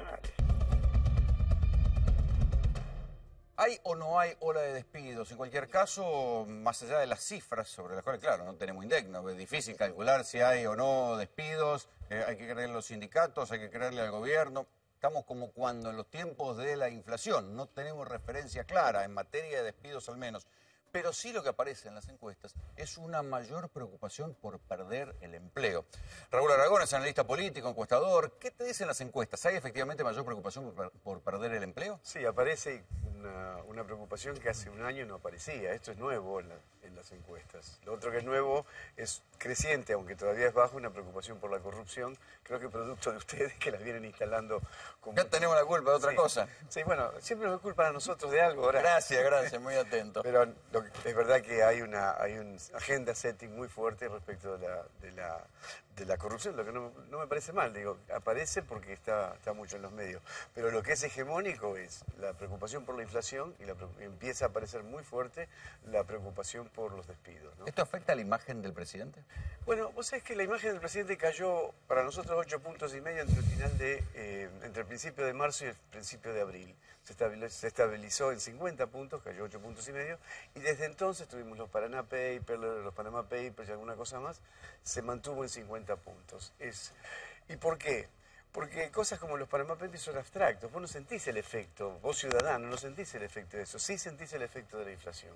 Así que pagó la inflación, digamos, usando un término medio violento, pagó la inflación en marzo y después no hubo. ¿Y cuánto le representó? Perdió 8,5 puntos entre el principio de marzo y principio de abril, de los cuales no son parejos, en los tres niveles socioeconómicos. El nivel alto perdió 4, en el nivel medio 3,7 y donde realmente perdió y muy fuerte es en el nivel bajo con 13,5, que objetivamente es donde más efecto negativo tiene la inflación y donde las medidas que ha tomado o que van a tomar, porque todavía no las ha terminado de tomar, no tienen ningún efecto paliativo real. Vos sabés que van a destinar 30.000 millones para 10 millones de argentinos en condiciones de pobreza. Eso te da 3.000 pesos por mes, por año, lo cual son 375 pesos por mes por el resto del año.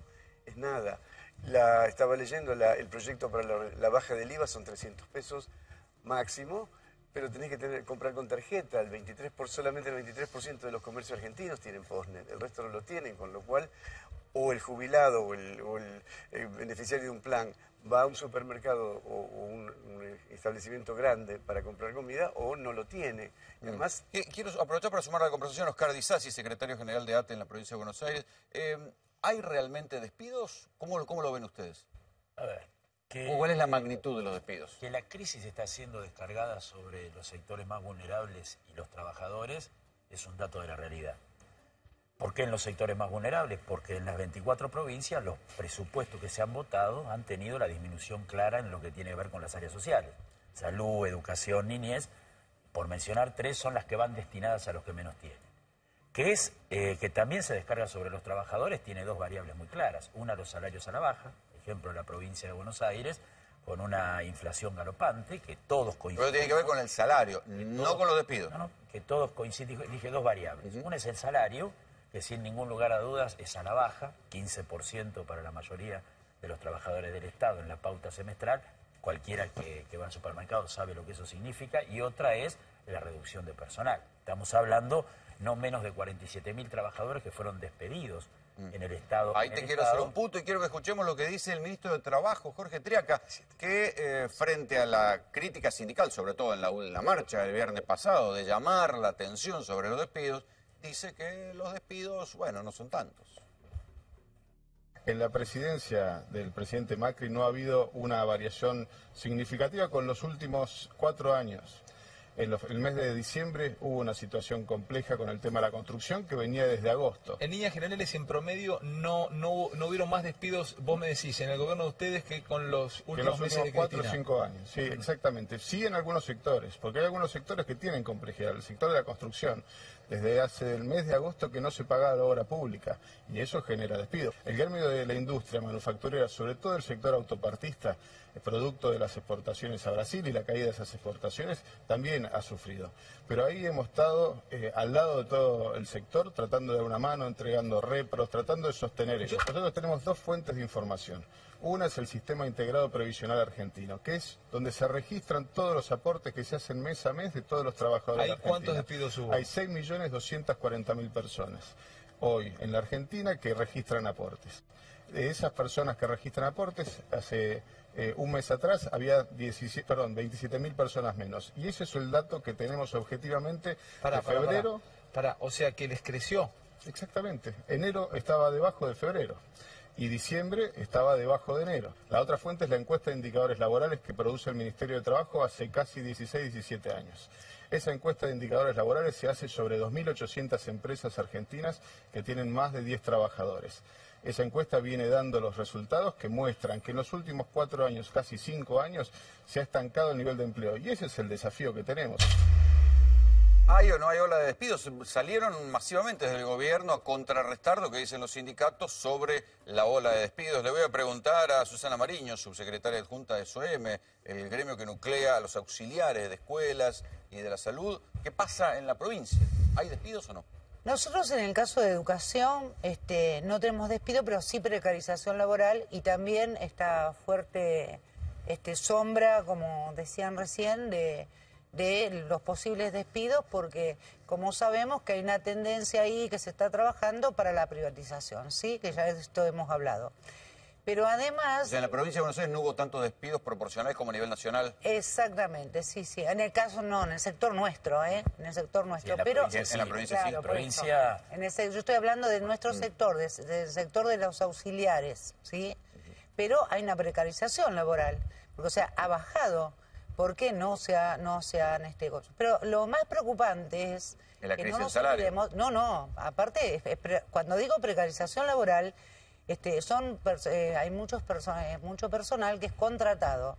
Y justamente hace unos días nada más, en el Ministerio de Trabajo, yo pregunté si se iban a renovar estos contratos y demás, lo que le llamamos mensualizado, contratado, como le quieran llamar, y muy alegremente me dijeron que tal vez que no, porque me dijeron, bueno, por ley, esos contratos, dice, se pueden no renovar. Y entonces ahí hay una gran preocupación. Entonces para nosotros... Sí, ahí sí se vienen los despidos. Y obviamente, porque si no, y hasta el día de hoy, que ya estamos en mayo, no sabemos y tampoco no nos dan la certeza. Eso cierra con las encuestas que tiene Raúl, digamos, de la gente preocupada por perder el empleo. Sí, porque hay, no sé si, no quiero interrumpirla, pero porque hay percepción directa de eso. O sea, fulanito se quedó sin trabajo. No es una cuestión de estadística, como dice el ministro de Trabajo. Hay gente que conoce gente que se quedó sin trabajo y eso termina por instalar el temor creciente de quedarse sin trabajo uno. ¿Entiendes? Claro, pero disculpe, perdóname, pero en el caso nuestro no es una sensación, porque si no renuevan y no los pasan a la planta permanente como corresponde, y por ley sí corresponde, aunque me han dicho que no en trabajo. Y si vamos a hablar de ley, los que incumplen con la ley es la provincia, y queda demostrado, por ejemplo, que estamos tic-tac con el reloj, mañana se cumplen por la orden del juez Aria para la apertura de paritarias, ¿no? Como ya sabemos. Así que quiero sumar a la conversación al diputado Pete, que lo teníamos en el panel anterior y lo hicimos quedarse.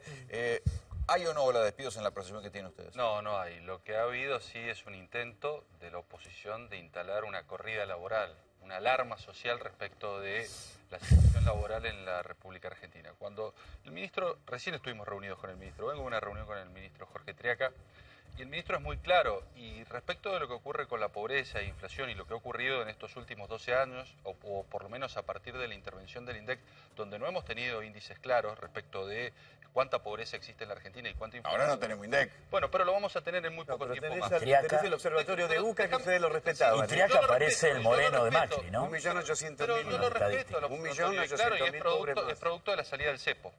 Ahora, lo cierto es que a la hora de contratar el empleo registrado en la República Argentina, nosotros tenemos el sistema de información provisional argentino y que es muy preciso. ¿Por qué? Porque cuando sale alguien del mercado laboral, cuando alguien es despedido, automáticamente lo primero que hace, si está registrado, lógicamente, empleo en blanco, es pedir el subsidio por desempleo. Es decir, automáticamente lo que hace es pedir la cobertura del Estado, la cobertura previsional para esos casos. Y fíjate que no se ha movido. Digo, tenemos 6.200.000 puestos de trabajo, febrero de 2016, teníamos 6.100.000 trabajos en febrero del 2011, quiere decir que ha habido un leve crecimiento de 100.000 puestos de trabajo. Lo que sí se ha incrementado, y esto no lo dice la oposición, el kirchnerismo, es el empleo público. Digo, nosotros pasamos... Las cámaras industriales, ejemplo, las cámaras de pequeños comerciantes, todos están diciendo que hay una recesión. Un estancamiento formidable. Un cese de las ventas. Pero vos fíjate, Rolando. ¿De cuánto es la PEA? Espere, déjeme, yo no lo interrumpí. Déjeme terminar, yo no lo interrumpí. Yo después puede hablar. Fíjate lo que ha ocurrido. Ha habido un estancamiento formidable de la generación de empleo, pero cuando uno ve cómo hizo el kirchnerismo para paliar ese estancamiento, porque no se generaban puestos de trabajo privados, lo que hacía es generar en puestos de trabajo públicos, en el sector público, y pasamos de 2.100.000 a 3 millones prácticamente y medio de agentes en el sector público nacional. El grave problema, ¿sabes dónde lo tenemos, Rolando? Es en el empleo que no está registrado. Tenemos casi 6 millones de argentinos que no tienen cobertura social, que no tienen aportes previsionales, y que esta ley de doble indemnización no les garantiza absolutamente nada, porque ellos están fuera del sistema. El gran desafío para la República Argentina es incorporar al sistema a estos 6 millones de argentinos que hoy no tienen ningún tipo de cobertura por parte del Estado. Diego Cravich, secretario de Seguridad de Lanús, ¿qué síntomas de sociales estás viendo en un municipio conurbano, típico, laburante, Lanús? Todavía no vemos en los índices delictuales un cambio, o sea, no es que los despidos todavía han provocado mayor índice de inseguridad. Obviamente que Lanús es un distrito difícil, es un distrito picante, es un distrito que tiene una inseguridad importante y que muchas veces está asociado a la marginalidad, ¿no? Que zonas marginales que van a robar a zonas que son un poquito más ricas, o delitos que se provocan dentro de las propias zonas más postergadas relacionados más con los temas de narcotráfico, etcétera. Nosotros hasta acá no hemos visto, pero sí obviamente que el condicionamiento, o sea, la no generación de condiciones de inclusión social, son caldo de cultivo para que en el tiempo se vean situaciones de marginalidad. Nosotros vemos que claramente... Vos no tenés ningún termómetro de que algo socialmente está moviéndose. Yo lo que digo es, en los índices nuestros, nosotros vemos índices duros, digamos, no es un índice que, a ver, no es perceptivo. Está bien por ahí lo que cuenta, está bueno lo de Aragón que cuenta, o lo de él que cuentan con datos que tienen más que ver con el empleo. Yo cuento los datos que vemos nosotros en relación a otras cosas, que son las denuncias que entran, qué pasa con la fiscalía. Bueno, en eso nosotros nos vemos un movimiento marcado en estos últimos 3 meses. Vemos que 2015-2016 las estadísticas están parejitas, no es que ha habido cambios sustanciales. Sí, vale decir, porque todos los estudios de criminología lo dicen, que las condiciones sociales que se van degradando, obviamente van generando situaciones que van llevando en muchos casos a la delictualidad. Entonces hay que prestarle mucha atención porque la ruptura del entramado social provoca distorsiones de este tipo. Ahora, nosotros, yo tengo que decirlo con claridad, no vemos un cambio en las estadísticas hasta acá relacionado una cosa con la otra. ¿Cómo ve, Raúl, lo que está intentando hacer Macri de desbloquear a Massa de la ley antidespidos? Bueno, está bien, está haciendo política. Yo creo que desde su punto de vista, desde su posición en el juego político, es una movida correcta. Es lo que tiene que hacer. Si yo fuera asesor de él, le diría hablar con Massa. Vamos a ver cómo está planteado el debate. Macri no quiere que Massa se sume a la ley antidespidos. El argumento es que queda pegado al kirchnerismo. Palabra más, palabra menos. Claro, Macri no habla así. Hola, ¿cómo andás? Y acá mal, me peleé con mi novia. ¿Otra vez? ¿Pero cuál fue la última? Che, George, no te dura ninguna. Sí, ya sé. Lo que pasa es que armaron un grupo de WhatsApp entre mis 6 y me mandaron este video. ¡Lisa quiere a Nelson! ¡Claro que no! ¡Milhouse quiere a Lisa! ¡Estaba viendo a Nelson! ¡Juanis quiere a Milhouse! ¡Claro que no! ¡Usted quiere a Milhouse! ¡Nadie quiere a Milhouse!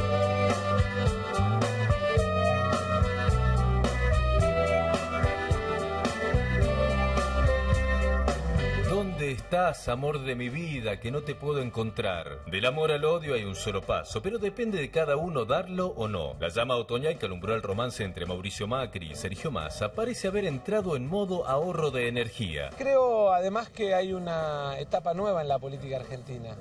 La Argentina tiene que ir a una democracia moderna, con líderes que se puedan sentar, dialogar, ponerse de acuerdo. No me claves tus puñales por la espalda tan profundo, no me duelen, no me hacen mal. La llama se convirtió por estos días en chispazo. El apoyo del Frente Renovador a la ley antidespidos motivó la primera ruptura entre Macri y Massa, luego de haber protagonizado otro de los grandes amores que se le escaparon al presidente en las últimas horas. Vamos a votar defendiendo a los trabajadores y protegiendo a los trabajadores de los despidos, y una forma de defender a los trabajadores es acompañando la doble indemnización.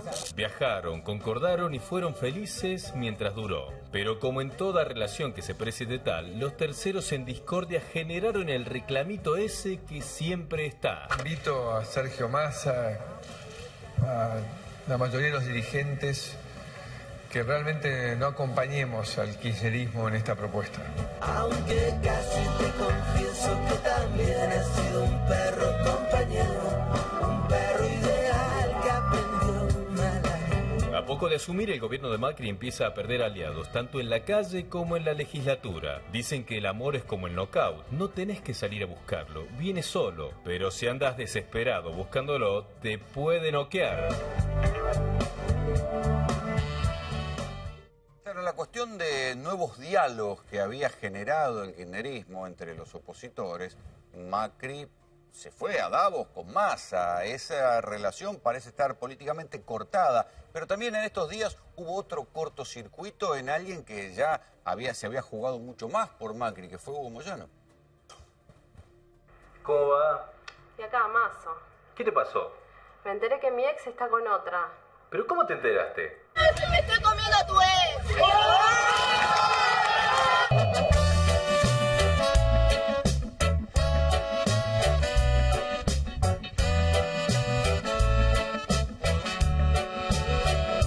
Así como nace, el amor también muere. El romance sorpresivo y vertiginoso que hace ya un tiempo habían blanqueado Mauricio Macri y Hugo Moyano con Novela de la Tarde, tuvo todos sus condimentos bien picantes.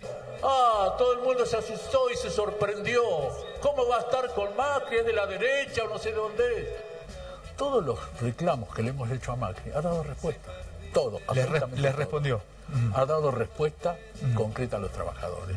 Siento un cambio adentro que se aproxima, aunque entiendo al que resigna, pero alcanzo al que camina.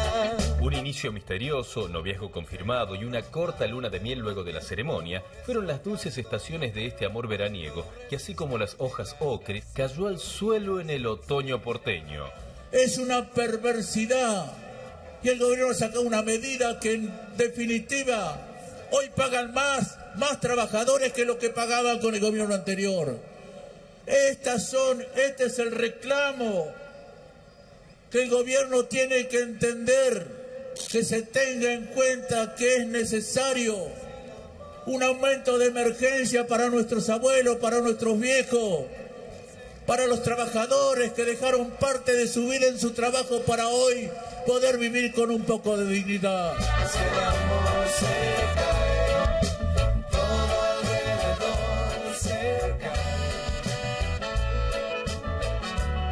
¿Quién engañó a quién? El amor entre el morocho del conurbano y el chico rico de Barrio Parque parece haber llegado a su fin en menos de lo que les duró la marcha nupcial. Luego del multitudinario acto de las centrales de trabajadores, los efectos políticos ya empiezan a sacudir el tablero.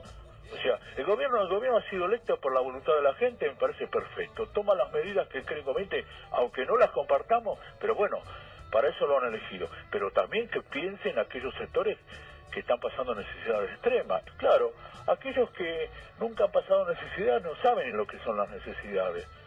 Pero hay que entenderla, que tienen que interpretarla, tienen que darle alguna respuesta, porque si no, la situación se va a agravar. Macri dijo ayer que la ley antidespidos no sirve porque es como hacer una ley para ser felices.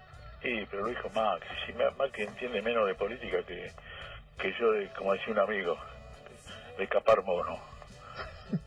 ¿De capar monos? ¿Quién sabe cómo se capa un mono? Si el amor se cae, todo alrededor se cae. Macri y Moyano, protagonistas de El arte de amar en tiempos de crisis. Que tu ex no se convierte en tu enemigo, decían en la escuela, porque es al separarse cuando se siente y se comprende la fuerza con la que se ama.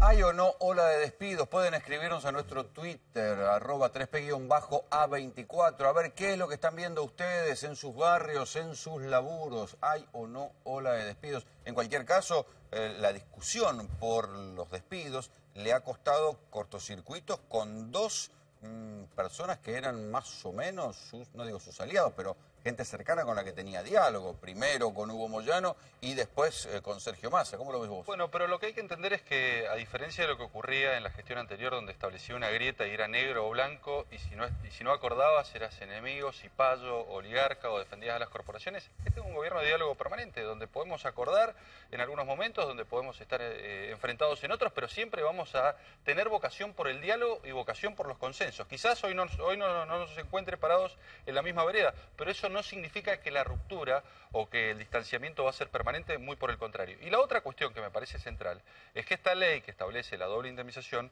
en primer lugar, no piensa en las pymes, porque no tiene una política diferenciada para las pymes.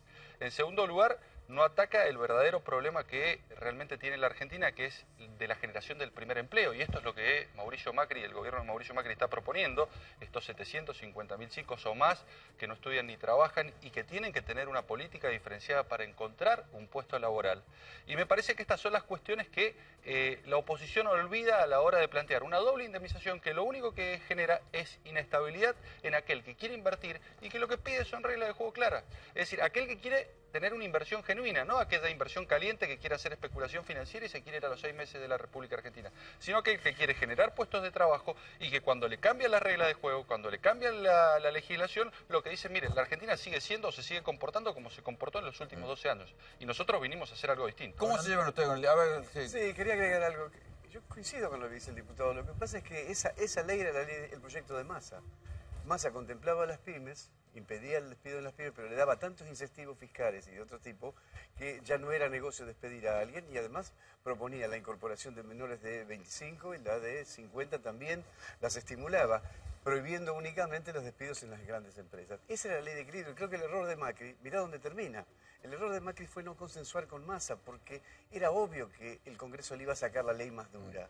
¿Es un error político pelearse con dos tipos con los que tenía diálogo en una misma semana? Sí, y con Massa podría haber consensuado. Ahora, permitió que Massa se fuera a hablar con Pichetto y le bancó la ley a Pichetto, 180 días, doble indemnización sin vueltas. Esa ley dice eso, ¿no? Exactamente. ¿Vos pensás que sale por el Congreso? Sí, yo creo que sí. Y cuidado, ya en Senado salió con 2 tercios. Si no, si llega a salir con 2 tercios en diputado y él la quiere votar, claro, sería no va a otro. salir con 2 tercios. No, es más, Yo, nosotros Rolando, tenemos si me pensado permitís, generar una agenda. si me permitís, porque Pero el que callo otorga, y me parece Sí. que hay cosas que hay que decir. En primer lugar, Triaca parece el Moreno de Macri. Tiene estadísticas que no tienen nada que ver con la realidad. Hay más de 100.000 trabajadores que han quedado en la calle en estos meses de gobierno. Es más, la precarización laboral, el alto ¿Y cómo no se refleja el en alto los números nivel de estatales? precarización laboral que dejó el kirchnerismo, en lugar de resolverlo, dándole estabilidad a los trabajadores y trabajadoras, le están produciendo cesantías masivas. Pero, a ver, los contratos estatales que se dieron de baja, esos contratos hacían aportes, por más que fueran contratos, se aportaban, eran empleos en blanco, tenían que figurar en el Empleados CES. en blanco que ¿Cómo es que no trabajaban, figuran? que trabajaban todos los días. Por eso digo que las estadísticas de Vos decís que Triaca los números son... Yo digo que Triaca miente. A ver, soy más claro. Digo que Triaca miente como mentía Moreno en la inflación. Por eso los comparo a los dos en 2 gobiernos distintos. En segundo lugar, el kirchnerismo dejó 10 millones de pobres. Ahora, el macrismo en 3 meses mandó a la pobreza a 1.400.000 compatriotas más. Acá yo no creo que haya errores de Macri cuando dice que está en contra de la ley antidespido. Creo que el gobierno tiene un tránsito implacable de defensa de los intereses más concentrados. ¿Por qué? Lo primero que hace es una devaluación, llevando el dólar de 9 pesos a 15 pesos. Después elimina las retenciones a las exportaciones y transfiere 160.000 millones de pesos del conjunto de los argentinos a los grupos más concentrados, sin contar la eliminación de las retenciones a la industria y a la minería. Después genera tarifazos que hasta nuestros días lo estamos pagando los trabajadores y trabajadoras. La combinación con eso es despidos, salarios a la baja y políticas sociales en disminución. Lo que decía Susana en la provincia de Buenos Aires, la preocupación es, ha habido despidos en la provincia de Buenos Aires. Ha habido alrededor de 3.500 despidos en el Estado, que fruto de la lucha de los trabajadores y trabajadoras se reincorporaron. Ahora, si fuera eso realmente y ha así, habido en la Argentina, está bien, pero si fuera así ese municipales. panorama, en la Argentina, que hay una tradición de lucha muy fuerte, ¿no estaría el país incendiado? La lucha en la Argentina crece. Es más, el gobierno sabe que la conflictividad social crece y quiere un escenario de fragmentación y dispersión. Por eso nosotros, por eso nosotros desde ATE, desde la CTA Autónoma de la provincia de Buenos Aires, el día jueves vamos a hacer una reunión intergremial con todos los sindicatos, más allá de la central en que estén, para unificar criterios contra este ajuste implacable. Y quiero terminar, porque no quiero dejar pasar afirmaciones que terminan siendo propaganda del neoliberalismo, de que sobran estatales. Lo que faltan son políticas públicas, porque en la provincia de Buenos Aires, donde hay una deuda social que dejó el neoliberalismo de los 90, que se cuenta por miles en el conurbano bonaerense y a los costados de las grandes ciudades, necesita de la intervención del Estado.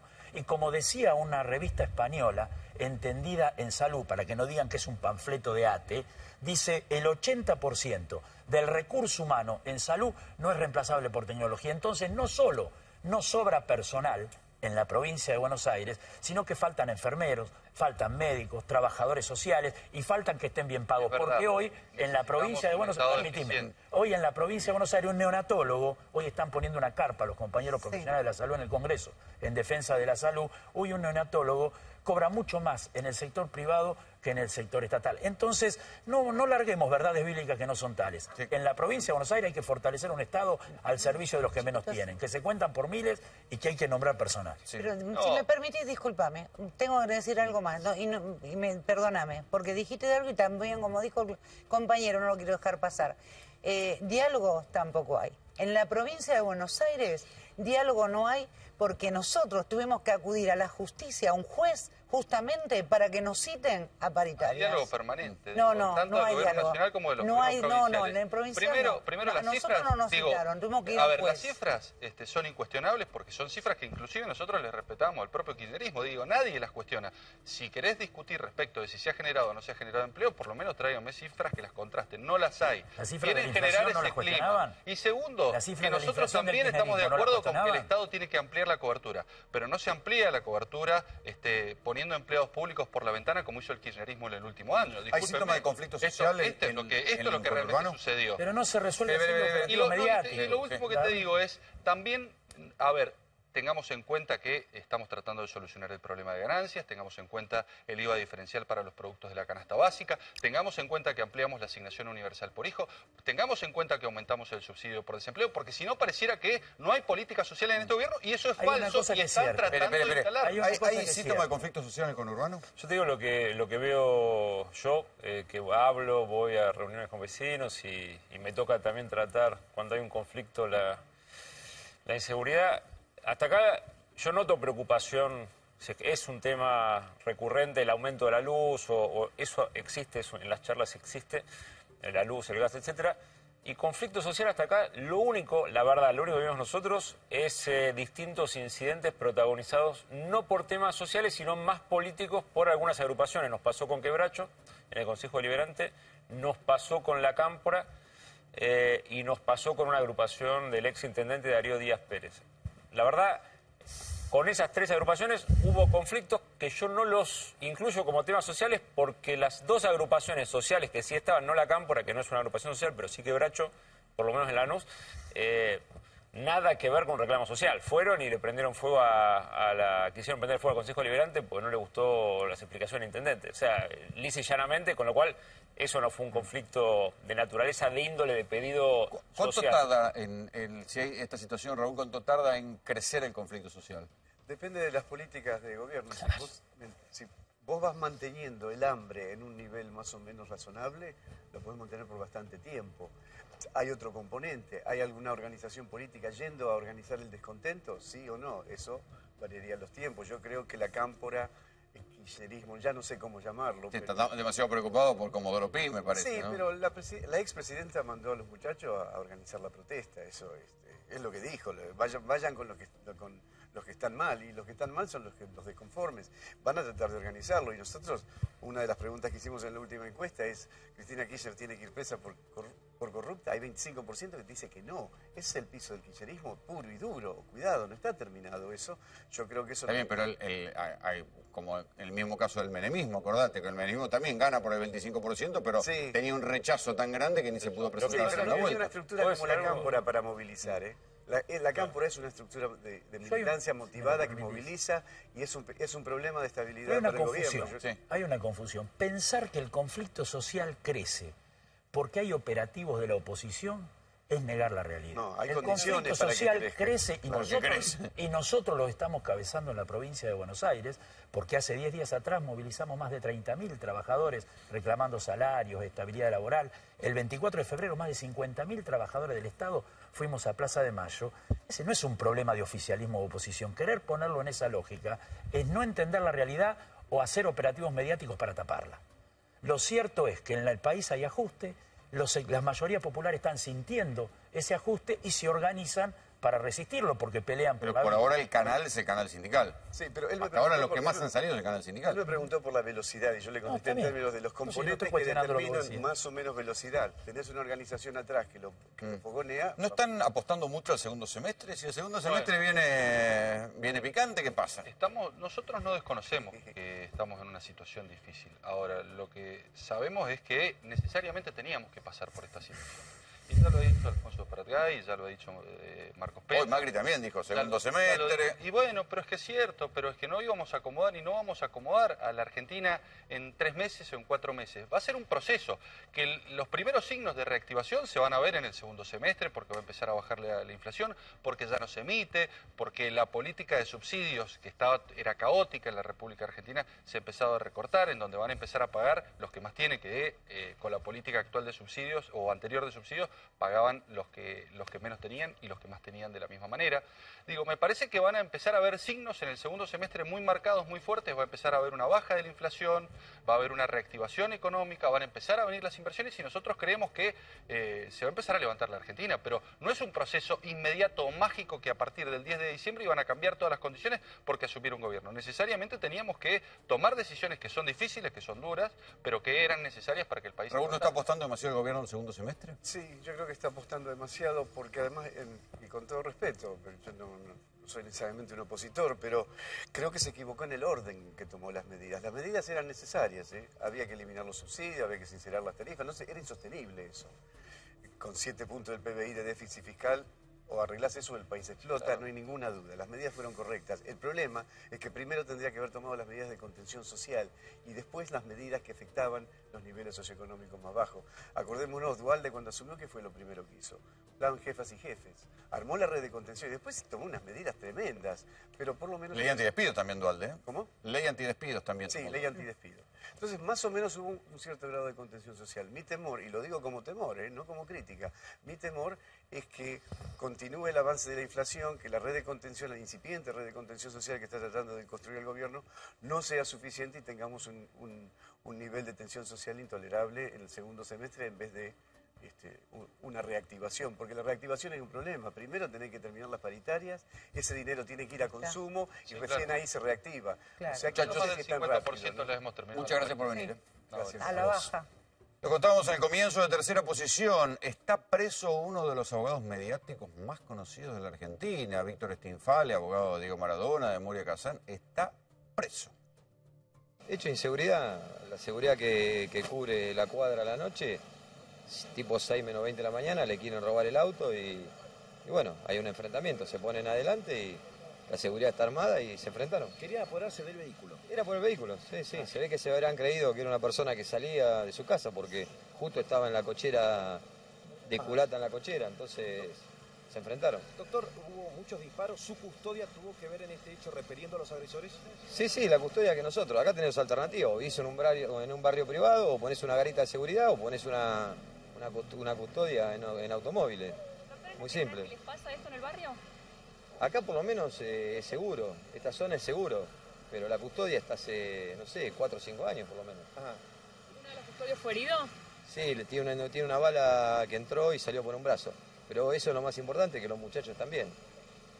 Dicen que estaban en actitud sospechosa estos delincuentes, casi rondando, estaban buscando su víctima, digamos. Estaban rondando porque evidentemente es una seguridad que está hace mucho tiempo y los vieron dar la vuelta, les llamó la atención el coche, entonces como que ya los estaban esperando y bueno, sacaron el arma y empezaron los disparos.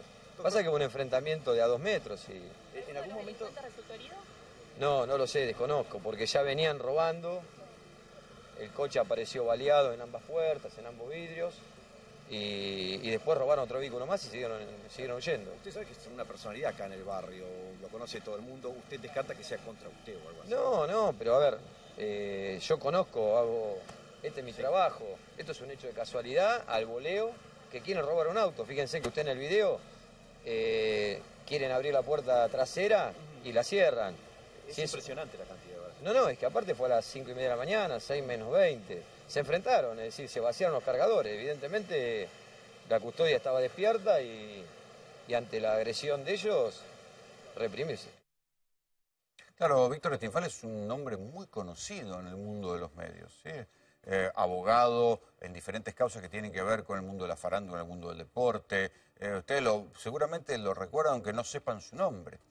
Hoy el fiscal Federico Delgado lo ordenó detener por la fiesta de Time Warp. O sea, la fiesta esa en Costa Salguero, donde mueren 5 pibes intoxicados por drogas de diseño que no se sabía si era que estaban en mal estado o eran peligrosas, donde hubo mucha más gente de la que estaba permitida, donde hubo una connivencia muy problemática que también está aludida en los dictámenes de la justicia, que tiene que ver con la prefectura, que no controló absolutamente nada, y con el gobierno de la Ciudad de Buenos Aires. Atención con el silencio de Horacio Rodríguez Larreta, que justo cuando tenía que dar explicaciones se fue a un viaje allá a Estados Unidos, silencio de radio, funcionarios que en algún momento deberán ir a declarar sobre por qué consideraron que esto era una fiesta privada, un lugar donde iban 20.000 personas, necesitaba inspectores.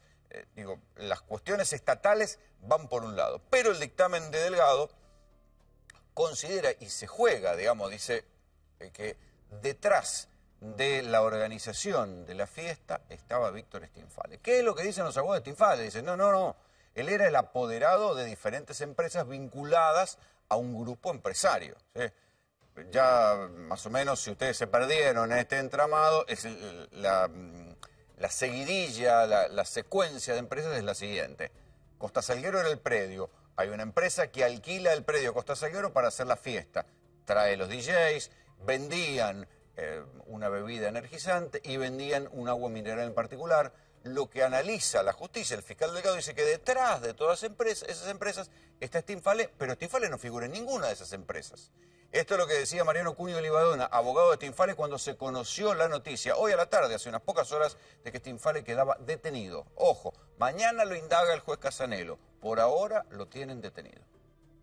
A eso de las 12, yo supongo que el fiscal Delgado le habrá transmitido a los medios su dictamen, y pese al secreto de sumario, y cuando salió en los medios esta novedad, el dictamen del fiscal, el doctor Stinfale inmediatamente se vino para tribunales, optó por presentarse ante la justicia. Ahora se presenta en propia voluntad y exacto, queda detenido sin orden de detención.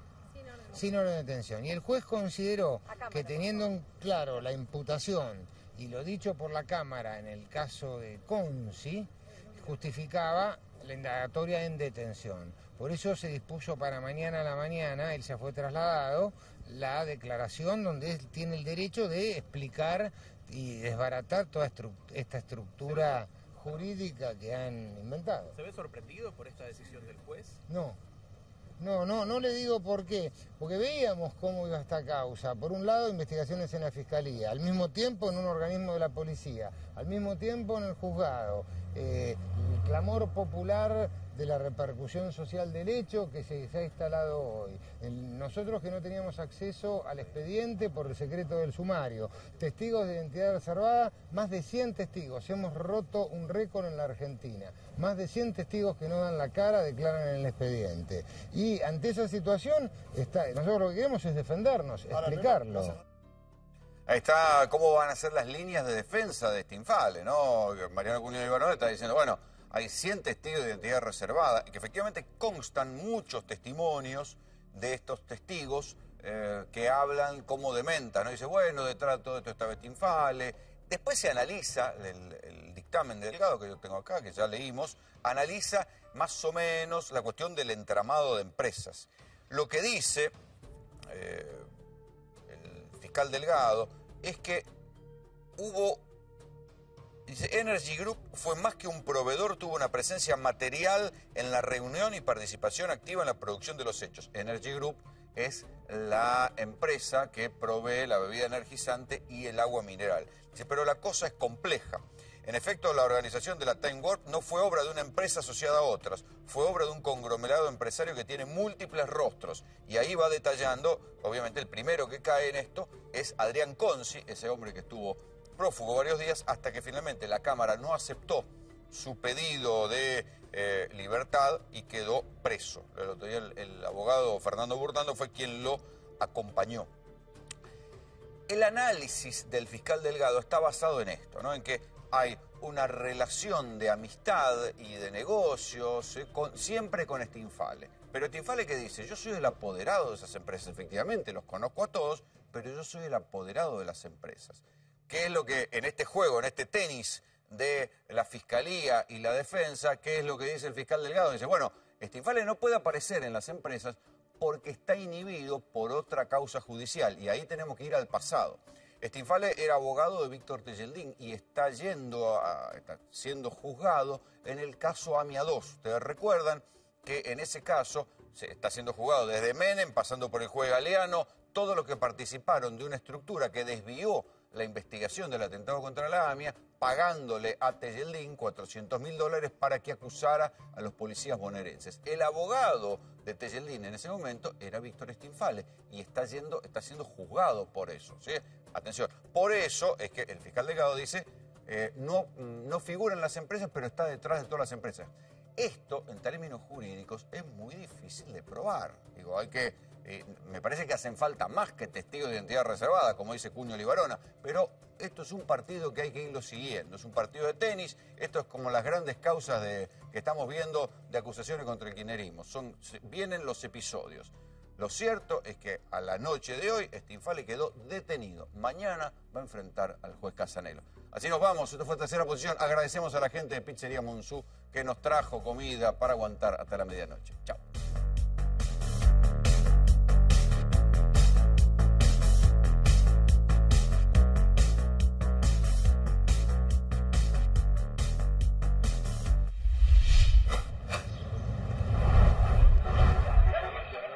Accede al auto que quieras con la mejor financiación. Global Autos, 0800 333 1950, globalautosweb.com.